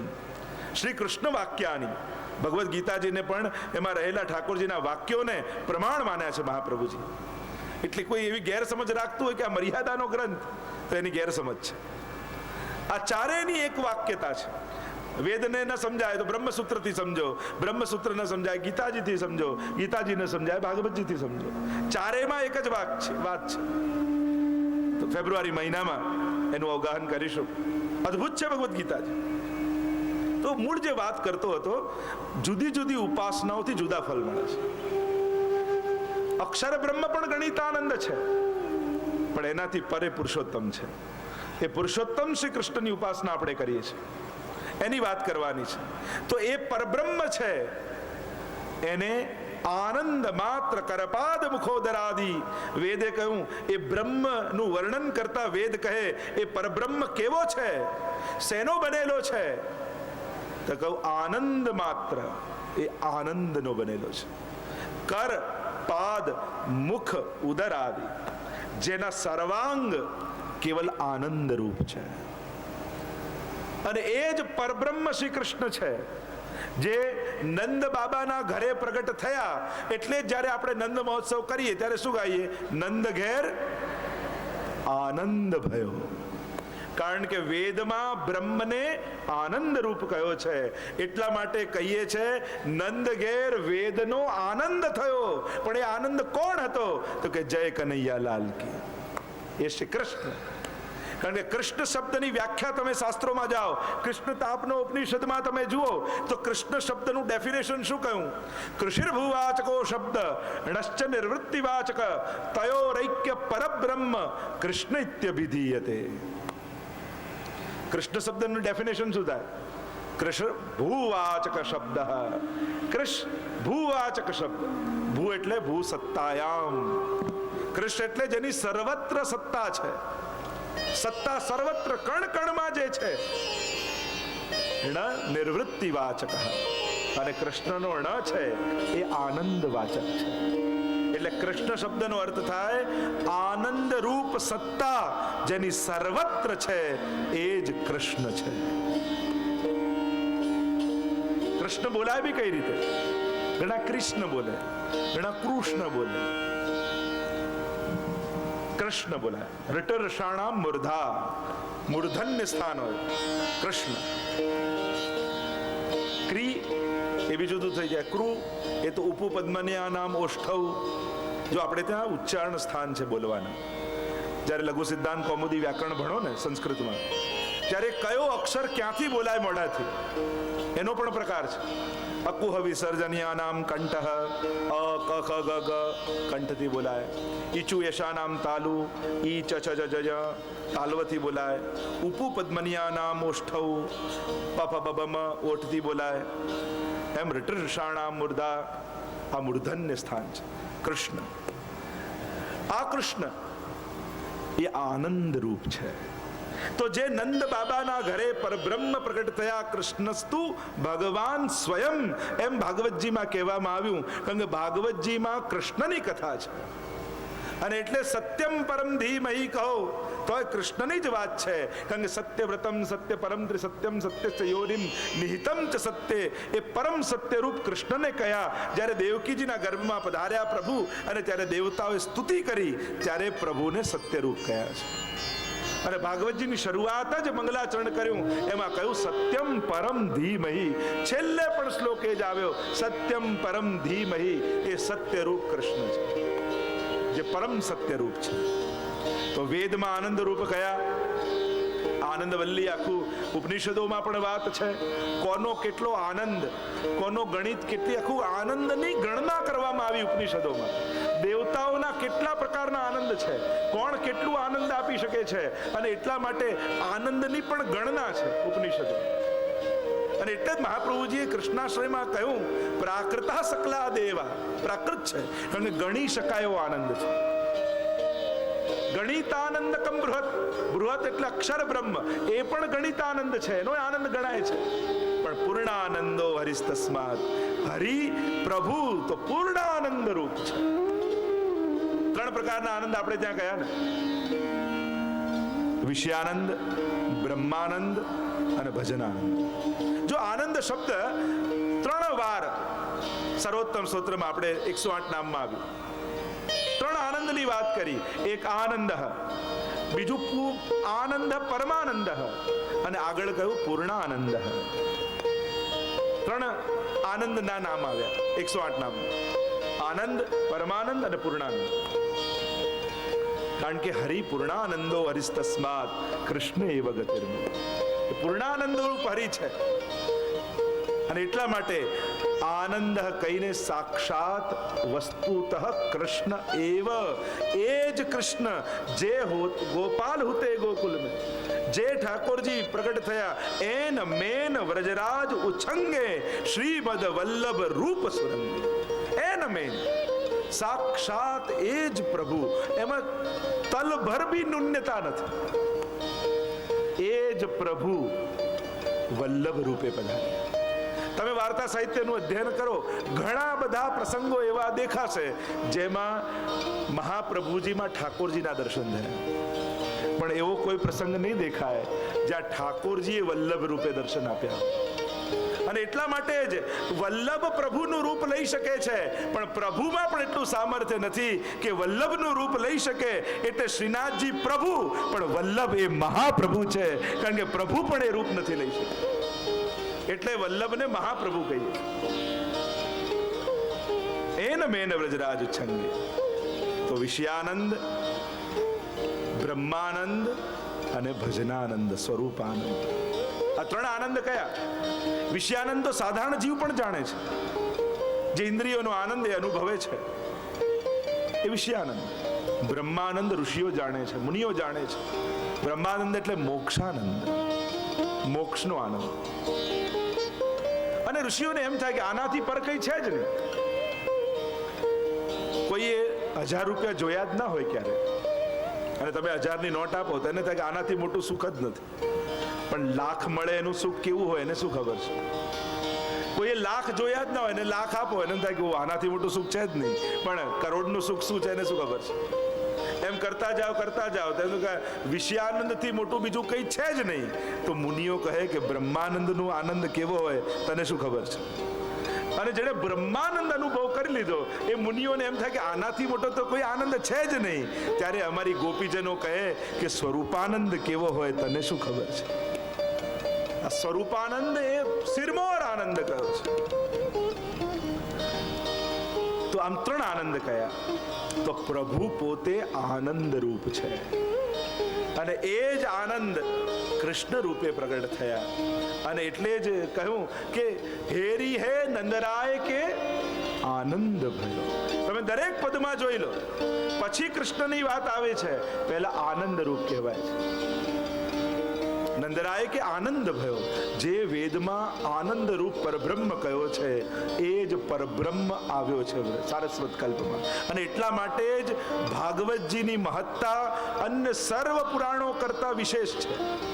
કેમ?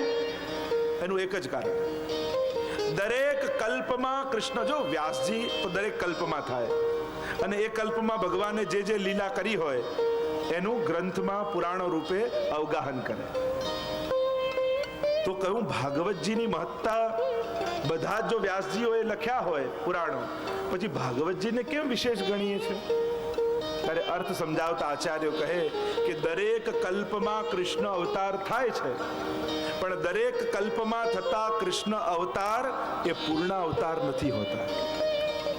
જેમ આપણે કહીએ કે 5000 વર્ષ પહેલા કૃષ્ણ અવતાર થયો એમ માનીએ ને આપણે, સાચી વાત છે. પણ ભાગવતજીમાં 5000 વર્ષ પહેલા જે કૃષ્ણ અવતાર થયો એની કથા નથી.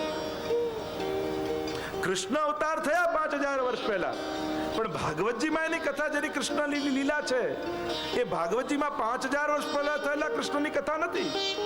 કારણ આખો કલ્પભેદ છે. હમણાં બ્રાહ્મણ પાસે તમે સંકલ્પ કરાવો તો હાથમાં જલ લેવડાવે, સંકલ્પ કરાવો, હરિ ઓમ વિષ્ણુ વિષ્ણુ વિષ્ણુ શ્રીમદ ભગવતો મહાપુરુષસ્ય વિષ્ણુ આગ્રહ પૌતમનદ્ય બ્રહ્મણે દ્વિતીય પરાદે શ્વેત વારાહ કલ્પે. હમણાં કયો કલ્પ ચાલે છે? શ્વેત વારાહ કલ્પ. અને ભાગવતજીમાં કોની કથા છે? સારસ્વત કલ્પની. એક કલ્પનો ભેદ છે. કારણ કે દરેક કલ્પના દ્વાપરમાં કૃષ્ણ અવતાર થાય છે, પણ દરેક કલ્પના દ્વાપરમાં થતા કૃષ્ણ અવતાર પૂર્ણ અવતાર, એટલે કે એ પરબ્રહ્મ નથી આવતા કૃષ્ણ બની, એ તો વિષ્ણુના અવતારો હોય છે. કેવલ ને કેવલ સારસ્વત કલ્પના દ્વાપરમાં જે કૃષ્ણ અવતાર થયો એ સાક્ષાત પરબ્રહ્મ વસ્તુતઃ કૃષ્ણ એ તે ચાંસ કુલા પુંસ કૃષ્ણસ્તુ ભગવાન સ્વયં, એટલે કે સ્વયં ભગવાન કૃષ્ણ રૂપે પધાર્યા એ કેવલ ને કેવલ સારસ્વત કલ્પના દ્વાપરમાં. અને ભાગવતજીમાં સારસ્વત કલ્પમાં પ્રગટેલા કૃષ્ણની કથા છે, એટલે ભાગવતજીની મહત્તા સર્વ પુરાણો કરતા વિશેષ છે. શાસ્ત્રોક્ત વાત છે, સમજવાની વાત છે. અને મહાપ્રભુજી કયા કૃષ્ણનું સ્વરૂપ છે તો કે સારસ્વત કલ્પમાં પ્રગટેલા જે કૃષ્ણ છે, નંદ બાબાને ત્યાં પ્રગટ થયા. જે વે ગોપ વધુ હતી વ્રજમે તે આન જે વેદ રૂચા ભઈ જે એ જ આખો વૈભવ સારસ્વત કલ્પનો અહીંયા પધાર્યો. લીલા હોતી જૂની નાતર લીલા હોતી જૂની, જો પે શ્રી વલ્લભ પ્રગટ ન હોતે વસુધા રહેતી શું. આ ભૂતલ તો સૂનું રહી જાત. કેમ? કારણ કે એ લીલાઓ સારસ્વત કલ્પની મહાપ્રભુજીએ પ્રગટ થઈ અને ફરી બધી લીલાઓ પ્રગટાવી છે. એ સમયે તો નંદ ઘેર આનંદ થયો, પણ આજે મહાપ્રભુજીની કૃપાથી કેવલ નંદ ઘેર આનંદ નહીં પણ ઘેર ઘેર આનંદ થવા લાગ્યા. ઘરે ઘરે ઠાકોરજી વિરાજ્યા અને ઘરે ઘરે સારસ્વત કલ્પની લીલાઓ થવા લાગી. આ મહાપ્રભુજીની કૃપા છે. તો એ આનંદાય નમઃ આમ કહી શ્રી ગુસાઈજી સંકેત કરે છે કે જે પરબ્રહ્મ કૃષ્ણ છે, જે સર્વથી પર છે, જે નિકુંજ નાયક છે, જે ગોલોક ધામની ભીતર રહેલા નિકુંજમાં અખંડ રાસમાં બિરાજે છે, એ અખંડ રાસનો રાસેશ્વર એ જ વલ્લભ રૂપે ભૂતલ પર પધાર્યા છે. એટલા માટે કહ્યું આનંદાય નમઃ, આનંદાય નમઃ, આનંદાય નમઃ, આનંદાય નમઃ. આનંદ રૂપ પરબ્રહ્મ શ્રી કૃષ્ણ પધાર્યા. બીજું નામ કહેતા ગુસાઈજી પ્રભુચરણ કહે પરમાનંદાય નમઃ, પરમાનંદાય નમઃ, પરમાનંદાય નમઃ, પરમાનંદાય નમઃ, પરમાનંદાય નમઃ, પરમાનંદાય નમઃ. પરમાનંદાય નમઃ કહીને કહ્યું શ્રી વલ્લભ એ સાક્ષાત સ્વામીજીનું સ્વરૂપ છે. રૂપમ તત્ત્રિતયાત્મકમ, ત્રિતયાત્મક સ્વરૂપે શ્રી વલ્લભ બિરાજમાન છે. વિરહાત્મક, રસાત્મક અને ભાવાત્મક. આચાર્ય સ્વરૂપે, સ્વામીજી સ્વરૂપે અને ઠાકોરજી સ્વરૂપે. સાક્ષાત સ્વામીજી સ્વરૂપ શ્રી વલ્લભનું છે. અને આ સ્વરૂપ ગમે તેવા જીવો જાણી નથી શકતા. ઘણા આચાર્ય સ્વરૂપે જાણ્યા, ઘણા પ્રભુ સ્વરૂપે જાણ્યા, પણ આધિ દૈવિક જીવો જે છે, નિત્ય લીલાના જીવો, એ જ મહાપ્રભુજીના આ સ્વામીજી સ્વરૂપને જાણી શકે છે. દયરામભાઈ પણ કહે છે જગત જપે નૃપ નામ રહ્યો જસ સગળે ફેલી, પટરાણીનું નામ લહે રહે જે રંગ મહેલી. જગત જપે નૃપ નામ, જો રાજા હોય ને એને આખી પ્રજા જાણતી હોય, કેવો દેખાય છે, કેવું એનું સામર્થ્ય, કેવું એનું પરાક્રમ, કેવી એની તાકાત, કેવું એનું રૂપ, આખી પ્રજાને ખબર હોય. રાજાને બધા ઓળખે. જગત જપે નૃપ નામ. તો ઠાકોરજી છે ને રાજા જેવા છે, એને બધા જ જાણે છે, ઓળખે છે, એના સામર્થ્ય સ્વભાવને. રહ્યો જ સગળે ફેલે, એનું યશ બધે ફેલાયેલો. પણ પટરાણીનું નામ લહે રહે જે રંગ મહેલી. પણ રાણી હોય ને રાજાની, એને તો એ જ જુએ, એ જ જાણે, એ જ ઓળખે જે રંગ મહેલના જીવો હોય. જે દાસીઓને રંગ મહેલમાં સેવામાં રાખી હોય રાણીની, એ જ રાણીના સૌંદર્યને, સ્વભાવને, સામર્થ્યને ઓળખતા હોય. એમ જ શ્રીનાથજીને તો બધા જ જાણે, પણ વલ્લભના સ્વરૂપને તો એ જ જાણી શકે જે લીલાના જીવો હોય. જે અંતરંગ લીલાના જીવો હોય એ જ વલ્લભના સ્વામીજી રૂપ સ્વરૂપને જાણી શકે છે. કારણ નિત્ય લીલામાં પ્રવેશવા માટે આ સ્વામીજીની કૃપા અનિવાર્ય છે. સ્વામીજીની કૃપા વગર લીલામાં જીવનો પ્રવેશ થતો નથી. અને વલ્લભ એટલા માટે જ ભૂતલ પર પધાર્યા છે. ભાગ્ય ન વલ્લભ ભૂતલ આય, આ દૈવી જીવોના ભાગ્યનો ઉદય થયો ત્યારે વલ્લભ એ સ્વામીજી ભૂતલ પર પધારે છે. અને એટલા માટે જ આપણે ચરણસ્પર્શ પણ કરીએ તો ડાબો જમણો ડાબો આમ કરીએ, એનો ભાવ જ ડાબો અંગ છે ને ઠાકોરજીનો એ પુષ્ટિ અંગ છે. એટલે જીવ કહે કે પહેલા અમે લીલામાં હતા, પુષ્ટિમાં હતા એટલે ડાબો અંગ. ભૂતલ પર પડ્યા કોઈ દોષને કારણે એટલે મર્યાદામાં આવ્યા, સંસારમાં આવ્યા એટલે જમણો. પણ મહાપ્રભુજી સ્વામીજી રૂપ શ્રી વલ્લભે બ્રહ્મ સંબંધ કરાવી ફરી અમારો લીલામાં પ્રવેશ કરાવ્યો એટલે ફરી ડાબો અંગ કરી. એટલે આપણે ત્યાં ચરણસ્પર્શ ડાબો જમણો ને ડાબો આમ કરાય. શ્રી વલ્લભે સંબંધ કરાવ્યો લીલાનો. બ્રહ્મ સંબંધ દ્વારા લીલાનો સંબંધ થાય છે. જો મહાપ્રભુજી સંપર્ક નથી કરાવતા, સંબંધ કરાવે છે. કોન્ટેક્ટ નથી, રિલેશન છે. કારણ કે આપણને કોન્ટેક્ટ તો ઘણા હોય. આજે માણસની તકલીફ હોય ને, ફેસબુકમાં 5000 ફ્રેન્ડ હોય પણ ઘરમાં કોઈની જોડે બોલચાલ ચાલતી ન હોય, બધા જોડે બોલચાલ બંધ હોય. આપણી તકલીફ જ એ છે. સંપર્ક વધતા જાય, મોબાઈલમાં કોન્ટેક્ટ નંબરો વધતા જાય અને બધા જોડે રિલેશનો ઘટતા જાય. સેવ એટલા માટે કરતા કોન્ટેક્ટમાં કે ઉપાડવાની ખબર પડે. હવે સેવ મોબાઈલમાં એટલા માટે કરીએ કે ના ઉપાડવાની ખબર પડે. ખબર છે કે આનો જ છે, નથી ઉપાડો.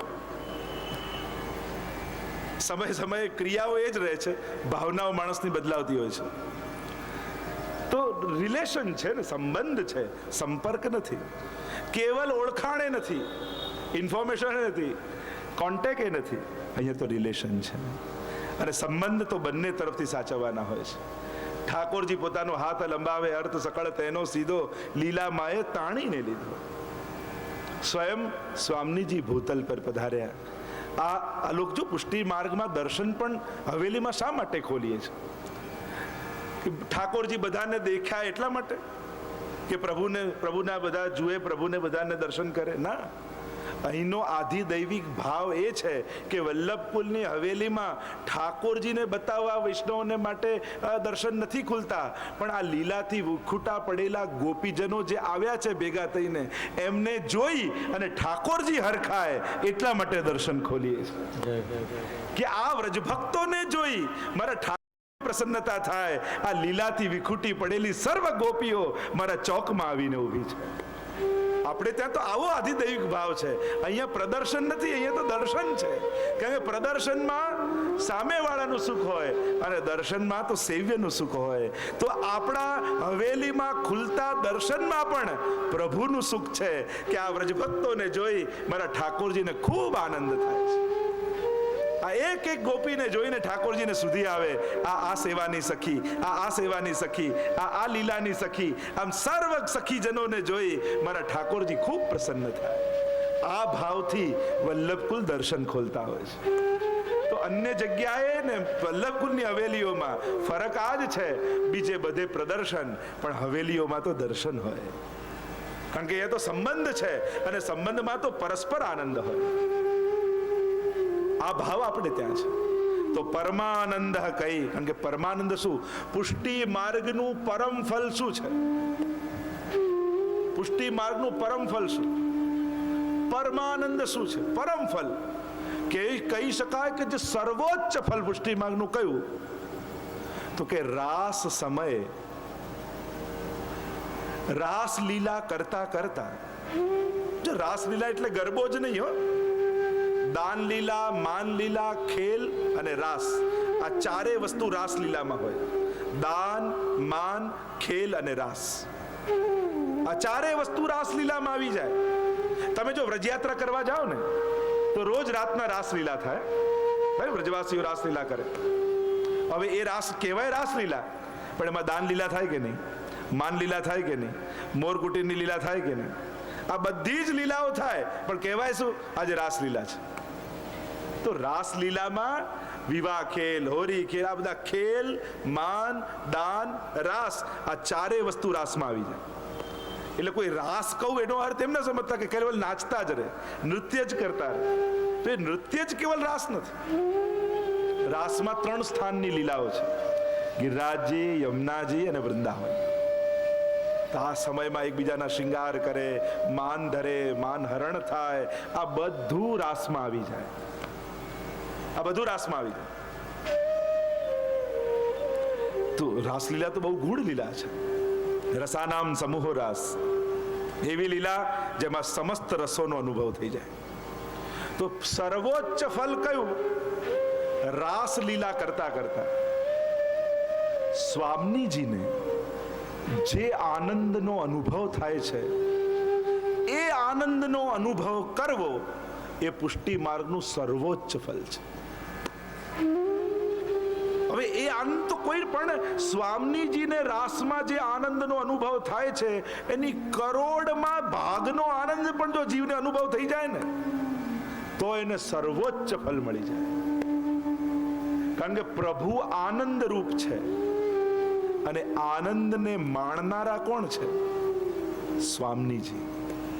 તો પ્રભુ આનંદ રૂપ અને આનંદને માણે, એને આનંદ કરતા પણ વધારે પરમાનંદનો અનુભવ થાય. અને પરમાનંદી કોણ છે? તો કે સ્વામીજી. અને અહીંયા ગુસાઈજી મહાપ્રભુજીને પરમાનંદાય નમઃ કહી સંકેત કરે છે કે સાક્ષાત સ્વામીજી રૂપ શ્રી વલ્લભ છે. પેંડો થઈ જવો એની એક ખુશી, એનો એક આનંદ, અને પેંડો ખાવો, તો પેંડો ચાખવો એ પેંડો થવા કરતા પણ ઉપરની અવસ્થા છે. પેંડો આપણે જ બની જઈએ તો એમાં કોઈ આનંદ ખરો? હા, હતા એના કરતા ઉત્તમ અવસ્થાને પામ્યા, પણ એ પેંડાને ચાખવો એ એના કરતા વિશેષ આનંદનો અનુભવ કરાવે. તો એમ જ મોક્ષનો આનંદ એટલે ભગવાનમાં ભળી જવું, ભગવાનના આનંદમાં લય થઈ જવો. પણ સ્વામીજીનો આનંદ એટલે પેંડા ચાખવાનો આનંદ, એ પેંડા થવા કરતાનો ઉપરનો છે. એમ જ પ્રભુના સ્વરૂપના આનંદને માણવાનો આનંદ એ પરમાનંદ છે. અને એટલા માટે શ્રી વલ્લભ સ્વામીજી સ્વરૂપ છે અને એ પરમાનંદનું દાન આપવા માટે ભૂતલ પર પધાર્યા છે. કેવલ આનંદનું દાન મહાપ્રભુજી નથી કરતા, પરમાનંદનું દાન કરે છે. એ રસનું દાન કરે છે, એ સુધાનું દાન કરે છે. એટલે જ આપણે ગાઈએ ને, પુષ્ટિ મહારસ દેન પ્રગટે પુષ્ટિ મહારસ દેન. પુષ્ટિ મહારસ દેન પ્રગટે. આ છે પુષ્ટિ મહારસ દેન. પુષ્ટિ મહારસ દેન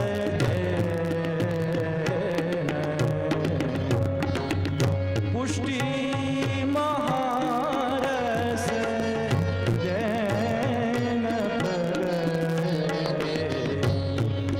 પુષ્ટિ મહારસ દેન શ્રી વલ્લભ હરિ ભાવ અગ્નિ મુખ. શ્રી વલ્લભ હરિ ભાવ અગ્નિ મુખ. રૂપ સમર્પિત લેન પ્રગટે. પુષ્ટિ મહારસ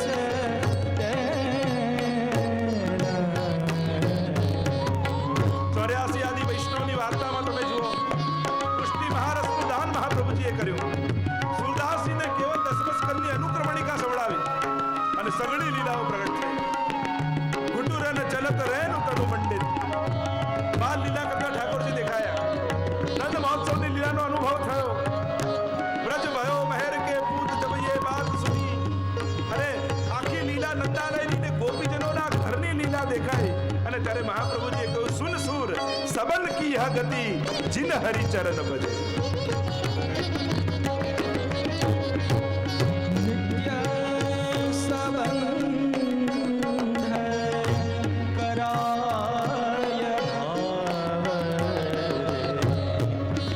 નિત્ય સંબંધ કરાય ભાવ.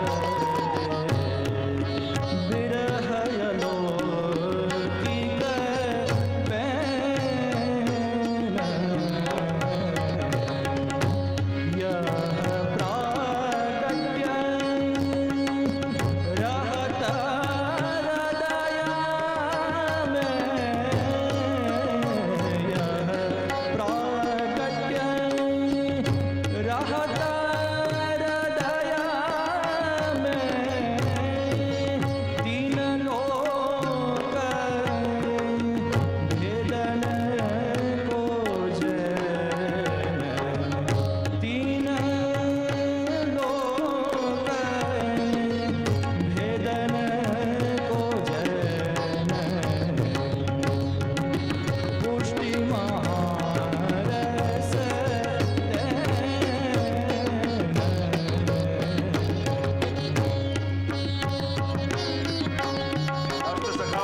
વાર્તામાં તમે જુઓ કેવી કૃપા મહાપ્રભુજી કરી સુરદાસ પર, ઉમનદાસ પર, પરમાનંદ દાસ પર, કૃષ્ણદાસ અધિકારીને સાક્ષાત રાસના દર્શન કર્યા.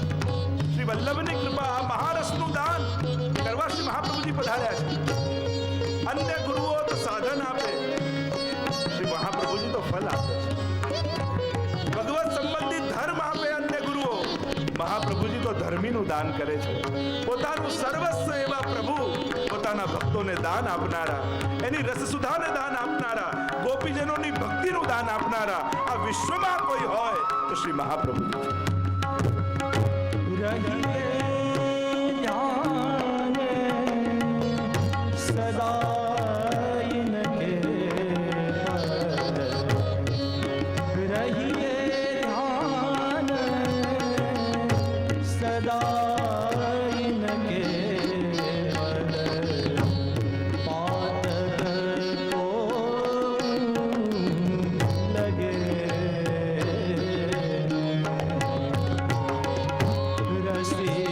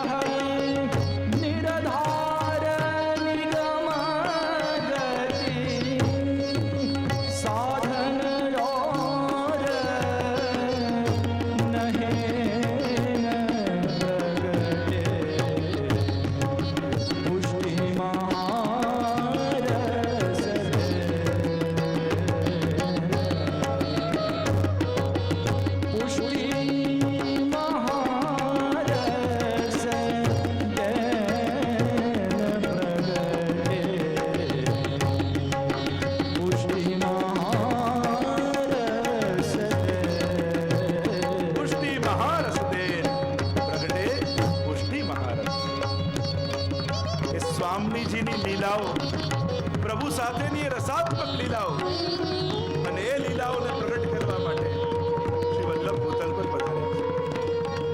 અને એ સઘળી લીલાઓ પ્રગટ કરીને ભગવદીઓને અનુભવ કરાવ્યો. અચ્યુત દાસે તો કેવલ મહાપ્રભુજીના ચરણારવિંદના જલ એ ચરણોદકને નેત્રોમાં લગાડ્યા અને સઘળી લીલાઓના દર્શન થવા લાગ્યા.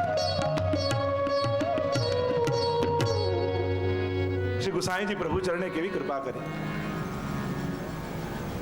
કૃષ્ણ ભટ્ટનો પ્રસંગ આવે કે ઠાકોરજીને વિનંતી કરે કે આપના વ્રજભક્તો સહિત લીલા કરતા મારે દર્શન કરવા છે. રોજ વિનંતી કરે ને ઠાકોરજી ના કહે કે તારો અધિકાર નથી. ઉદાસ રહેવા લાગ્યા. ગુસાઈજી એકવાર જોયું ને કહ્યું, પ્રભુનો દાસ ઉદાસ ન હોય. આમ તમારો ચહેરો કેમ પડેલો છે? રોજ શ્રીનાથજી બાવાની સેવાનું સૌભાગ્ય તમને મળે, પછી આ ઉદાસ કેમ? તારે કહ્યું, જયરાજ રોજ ઠાકોરજીને એક વિનંતી કરું છું ને ઠાકોરજી માનતા નથી. શું વિનંતી કરો છો? રોજ પ્રભુ આગળ સેવા થાય અને દંડવત કરીને વિનંતી કરું કે પ્રભુ આપની સેવાનો તો અનુભવ થાય છે, કરું છું, લાભ મળે છે, પણ મારે તો વ્રજભક્તો સહિત આપ લીલા કરતા હોય એવા દર્શન કરવા છે.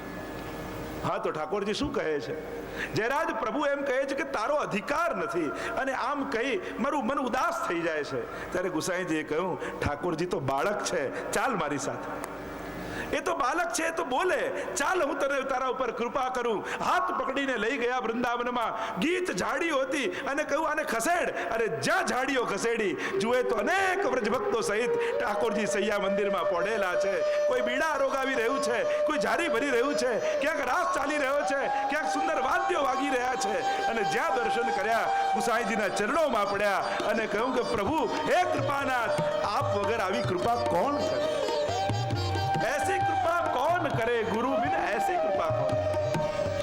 આ તો પુષ્ટિ માર્ગમાં સંભવ છે. શ્રી મહાપ્રભુજીએ કેવી કેવી કૃપા કરી. દરેક ચરિત્રો તમે ભગવદીઓના કાઢીને જોઈ લો. શ્રી વલ્લભની કૃપાથી આજ નેત્રોથી પ્રગટ લીલાના દર્શન ભગવદીઓને થયા. પુષ્ટિ માર્ગમાં ઉધારની વાતો નથી, મર્યા પછી આ લોક મળશે ને આ લોક મળશે એવી વાતો નથી. અહીંયા તો જીતા જીવંત પ્રભુના રસનો અનુભવ કરીને જવાનો છે. આ મહારસનું દાન આપવા મહાપ્રભુજી પધાર્યા છે. ભક્તોનો ટાટાગ્રહ છે, આપ ભલે કણકણમાં હો પ્રભુ મારે તો મારી આંખે આપને જોયા છે, આ સર્વ નાદો આપના ભલે હોય, મારે તો મારા કાને આપને સાંભળવા છે. પ્રભુ આપ ભલે વિરાટ હો, પણ મારે તો આપને મારા ખોળામાં લઈને શૃંગાર ધરવા છે. પુષ્ટિ માર્ગીઓનો તો આવો આગ્રહ હોય. 7 તાડ ઊંચા મથુરાધીશ પ્રગટ થયા. મહાપ્રભુજી પદ્મનાભદાસજી જ્યારે ગંગાજીના કિનારે યમુનાજીના કિનારે બિરાજમાન હતા, 7 તાડ ઊંચા મથુરાધીશ, અને આજ્ઞા કરે મારી સેવા કરો. મહાપ્રભુજી કહે ખોળામાં બેસો એટલા થાવ તો સેવામાં પધરાવીશું, નહીં તો અહીંયાથી જ આપને દંડવત છે. અને એ જ મથુરાધીશ મહાપ્રભુજીની ગોદમાં બિરાજે એટલા થઈ ગયા. પદ્મનાભદાસજીને પધરાવ્યા માથે, અને કેવા લાલ લડાવ્યા મથુરાધીશને. આપણે સ્વરૂપો મોટા કરવામાં લાગ્યા છે, અને મહાપ્રભુજી તો કહે ગોદમાં આવો તો સેવા કરું. આપણને એમ થાય હજી મોટું સ્વરૂપ, હજી મોટું સ્વરૂપ, હજી મોટું સ્વરૂપ. આપણા સેવ્ય કોણ છે? એ વિરાટ પ્રભુ નહીં, આપણા સેવ્ય છે યશોદોત્સંગ લાલી, યશોદાજીની ગોદમાં ખેલતા લાલી. અને જે ખોળામાં આવીને તમારા ખોળાનો કુંદનાર બને, એ જ તો તમારો સેવ્ય છે. વહી તો અમારે સેવ્ય પ્રભુ હે. મોટા હોય ને વંદનીય બની શકે, પણ ગોદમાં હોય એ જ સેવનીય થઈ શકે. આપણો લાલન, મારો લાલન. શ્રી મહાપ્રભુજીએ કેવી ક્રાંતિ કરી છે. આજે પણ લાખો લોકોના ઘરને વ્રજ બનાવવાની ક્રાંતિ કોઈએ કરી હોય તો એ મહાપ્રભુજીએ કરી છે. આ કલયુગમાં પણ સારસ્વત કલ્પ પ્રગટાવવાની ક્રાંતિ કોઈએ કરી હોય તો મહાપ્રભુજીએ કરી છે. કેટલું મહાન કાર્ય મહાપ્રભુજીએ કર્યું. મંદિરોમાં બંધાયેલા ઠાકોરજી ઘર ઘરમાં પધરાવવાની ક્રાંતિ કોઈએ કરી હોય તો એ મહાપ્રભુજીએ કરી છે. જો ગુસાઈજીનો હમણાં જ ઉત્સવ આવી રહ્યો છે, અહીંયા બેસેલો દરેક વૈષ્ણવ, અહીંયા તો આપણે ઉત્સવ કરીશું, જલેબી ઉત્સવ બધું થશે, પણ એક આગ્રહ જરૂર રાખજો, દરેક વૈષ્ણવ પોતાના ઘરે જલેબી સિદ્ધ કરીને ઠાકોરજીને ધરાવે. આ તો યહ પ્રાગટ્ય હોત હૃદય મેં, દરેકના હૃદયમાં એ પ્રાગટ્ય થાય સ્વરૂપનું, ત્યારે સાચા અર્થમાં ઉત્સવ થયો કહેવાય. ગુસાઈજી પ્રગટે કેવલ મહાપ્રભુજીના ઘરે નહીં, પણ આપ સૌના ઘરે જાણે ગુસાઈજી પ્રગટ્યા હોય એવો આનંદ ઠાકોરજીને લાગવો જોઈએ. દરેકના ઘરે બિરાજતા ઠાકોરજીને એમ લાગવું જોઈએ આજે આ ઘરમાં ગુસાઈજી પ્રગટ થયા છે. તમે કોઈ દૂધ ઘરમાં અમે તો ભોગ ધરીએ છીએ, હા તો દૂધ ઘરમાં જલેબી થઈ શકે. કોઈ કે અમે તો મિશ્રી જ ધરીએ છીએ. અચ્છા, તો મિશ્રીની ચાસણી બનાવી મિશ્રીને જલેબી જેવો આકાર કરી દઈએ, એને કેસરવાળી કરી દઈએ. જો જેને કરવું જ હોય ને તો આપણે ત્યાં બધા રસ્તાઓ છે, પણ ઘરે ઘરે યહ પ્રાગટ્ય હોત હૃદય, આ વલ્લભ દરેકના હૃદયમાં પ્રગટે, આ ગુસાઈજી દરેકના ઘરમાં પ્રગટે, ઘર ઘરમાં ગુસાઈજીના ઉત્સવ થાય, એ સ્વપ્ન મહાપ્રભુજીનું છે. તો સવારનો સમય હોય ત્યારે ઠાકોરજીને ઘરે પણ આ અનુભવ કરાવજો કે આજે ગુસાઈજીનો પ્રાગટ્ય ઉત્સવ છે. કારણ કે ઠાકોરજીને બહુ આનંદ હોય છે ગુસાઈજીનો ઉત્સવ ઉજવવાનો. એ તો જ્યારે પ્રસંગ આવશે ત્યારે આપણે પ્રસંગ લઈશું કે શ્રીનાથજી બાબાએ કઈ રીતે ગુસાઈજીનો જન્મોત્સવ ઉજવ્યો, જલેબી સિદ્ધ કરાવી, અને એ ઉત્સવનો આનંદ આપણને સૌને આપે. તો પરમાનંદાય નમઃ એમ કહી સંકેત કર્યો કે આ સાક્ષાત સ્વામીજી સ્વરૂપ વલ્લભ પધાર્યા છે. અને એટલા માટે તો 3 દિવસ મૂર્છિત રહ્યા ને. પરમાનંદાસજીને જ્યારે ઘરે પધાર્યા મહાપ્રભુજી, અને કહ્યું પરમાનંદાસ કછું લીલા કો પદ ગા, હરી તેરી લીલા કી સુધી આવે. અને એ સમયે મહાપ્રભુજીના હૃદયમાં સ્વામીજીનો આવેશ આવી ગયો, અને સ્વામીજીનો આવેશ આવ્યો, અને એટલા માટે 3 સ્થાન રાસના એક દિવસની લીલામાં મૂર્છિત રહ્યા. વૃંદાવનની લીલા, યમુનાજીની લીલા, ગિરિરાજજીની લીલા. એ સ્વામીજીના આવેશને કારણે. અને ત્યારે પરમાનંદાસજી ડરી ગયા કે આજ પછી આવું પદ નહીં ગાઉં. આજે તો મહાપ્રભુજી પાછા પધાર્યા લીલામાંથી, ફરી ન પધારે તો અમારા જીવોનું શું થાય? અને એટલે નક્કી કર્યું કે હવે આવું પદ નહીં ગાઉં. સ્વામીજી રૂપ શ્રી વલ્લભ છે, અને એટલા માટે જ એ સ્વામીજીની કૃપાથી જ ઠાકોરજીની સેવાના સુખ મળે છે. એ સ્વામીજી કૃપા કરે તો જ. જો યશોદાજીની કૃપાથી નંદાલયનું સુખ મળે, સ્વામીજીની કૃપાથી નિકુંજનું સુખ મળે. આપણે ત્યાં તો બંનેની સેવા ચાલે છે, બંને પ્રકાર ચાલે છે. નંદાલયનો ક્રમ બાલભાવનો અને નિકુંજનો ક્રમ કિશોર ભાવનો. તમે મંગળાથી શયન સુધીના પદ જોઈ લો. એ સવાર પડે તો ત્યાં ગિરાજીની કંદરાઓમાં એ પડે, આવત લાલ ગોવર્ધન ધારી. ઠાકોરજીને સ્વામીજી પધારે અને સવારે મંગળા લાલ અને જાગો હો ભયો ભોર નંદાલયમાં થાય, અને છેક પોડે ત્યાં ગોવર્ધન ગિરી સઘન કંદરા રૈન નિવાસ કિયો પિય પ્યારી. અહીંયા બી સ્વામી સાથે પોડે રુચિ રુચિ સખી અને સેજ બનાઈ, રંગ મહેલ में પડ ગયે પડદા. અને અહીંયા નંદાલયમાં પોડે કહાની કહેતા કહેતા, યશોદાજી વાર્તા કહેતા કહેતા, અને ઠાકોરજી હુંકારો આપતા આપતા આપતા યશોદાજીને ખોળામાં મસ્તક રાખીને પોડી જાય. અને એટલે અમારા ગોપાલદાસ તો વલ્લભાખ્યાનમાં કહે ને, સકળ વ્રજમાં પોડિયા. સકળ વ્રજમાં પોઢિયાવાનો વિવિધ રસ સુખદાન જી. હે લીલા મારે મન વસોજે, ભક્ત માંગે માને જી. શ્રી વિઠ્ઠલ વિજય રૂપ તમારી, લીલાએ પેરે ઝાજી. ઓળવે ચાલશે જી, પ્રીત અંશુમ બાજી. સકળ વ્રજમાં પોડિયા વાલા કરે વિવિધ રસદાન. પ્રભુ તો સકળ વ્રજમાં નંદાલયમાં છે, ગોપીઓના ઘરે છે, ગિરિરાજજીમાં છે, જ્યાં જ્યાં જેના જેના મનોરથો છે. અને એટલા માટે તો આપણે પોઢાવીએ ને ઠાકોરજીને. ભલે ને ઉનાળો હોય પણ મસ્તક સુધી ઓડાડી દે. આપણા સેવાક્રમમાં શું હોય? ભલે ઉનાળો હોય પણ પ્રભુનું મુખારવિંદ ખુલ્લું નથી રાખતા, મસ્તક સુધી ઓડાડી દેવું. કારણ કે તમારા ગળે પોડ્યા પણ એ શું એવો છે, એની તો અહર્નિશ લીલાઓ ચાલે છે. અહર ને નિશ, અહર એટલે દિવસ, નિશી એટલે રાત્રિ. અખંડ લીલા, નિત્ય નવતમ, શ્રુતિ ન પામે પાર. દિવસની લીલા, રાત્રિની લીલા, અખંડ લીલાઓ છે. તો પરમાનંદાય નમઃ સાક્ષાત સ્વામીજી રૂપ છે. અને એનું વર્ણન અનેક અનેક, જેમ વલ્લભાષ્ટક આદિમાં પણ ઉલ્લેખ મળ્યો, સપ્તશ્લોકીમાં પણ સંકેત રૂપે, સાંકેતિક રૂપે કહ્યું છે. અને કીર્તનોમાં, એ કીર્તન સાહિત્યમાં પણ સ્વામીજી રૂપ શ્રી વલ્લભનું વર્ણન આવ્યું છે. હવે અનેક પદોની છે, આપણે બહુ ઊંડાણ એ બહુ વિસ્તાર નથી કરી શકતા, કારણ કે આગળ ઘણા બધા નામો જોવાના છે. પણ આપણા ભગવદીઓએ આ સ્વામીજી રૂપ શ્રી વલ્લભનું દર્શન કર્યું છે, અને એ દર્શન કરી અને અનેક પ્રકારની ભાવોને પ્રગટ કર્યા છે. અને આમ પરમાનંદાય સ્વરૂપને વંદન કરીએ. હવે ગુસાઈજી દ્રષ્ટિ કરે છે એ આનંદ અને પરમાનંદના હૃદયમાંથી પ્રગટેલા સાક્ષી સ્વરૂપ શ્રી વલ્લભને. અને વંદન કરતા શ્રી ગુસાઈજી પ્રભુ ચરણે કહ્યું, શ્રી કૃષ્ણાસ્યાય નમઃ, શ્રી કૃષ્ણાસ્યાય નમઃ, શ્રી કૃષ્ણાસ્યાય નમઃ, શ્રી કૃષ્ણાસ્યાય નમઃ, શ્રી કૃષ્ણાસ્યાય નમઃ, શ્રી કૃષ્ણાસ્યાય નમઃ.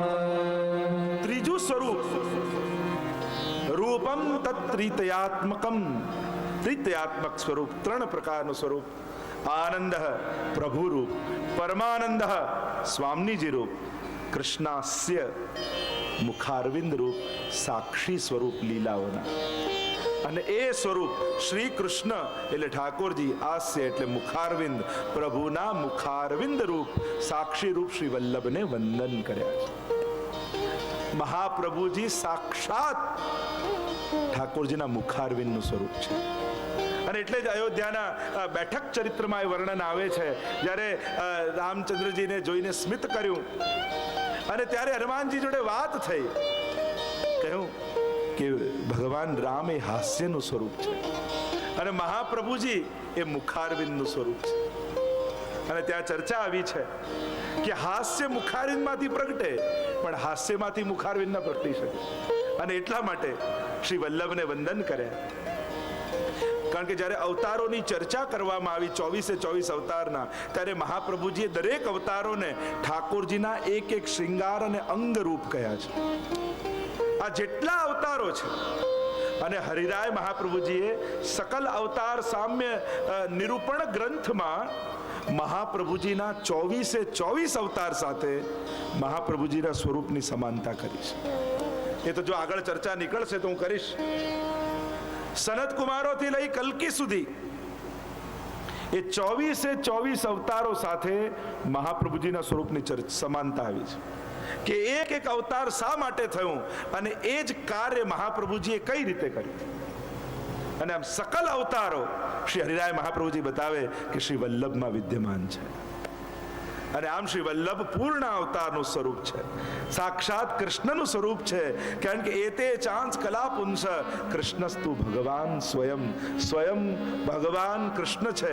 અને એમના આ બધા અવતાર છે, તો એ જ અવતારી રૂપ કૃષ્ણ વલ્લભ રૂપે પધાર્યા. અને વલ્લભમાં 24 અવતાર કઈ રીતે બિરાજે એ વાત શ્રી હરિરાય મહાપ્રભુજીએ કરી છે. તો આ મુખારવિંદનું સ્વરૂપ છે. પણ હવે સમય થઈ ચૂક્યો છે, કારણ કે આનો વિસ્તાર હું ખોલવા જઈશ તો થોડોક સમયનો અભાવ થઈ જશે અને વાત અધૂરી રહી જશે. એટલે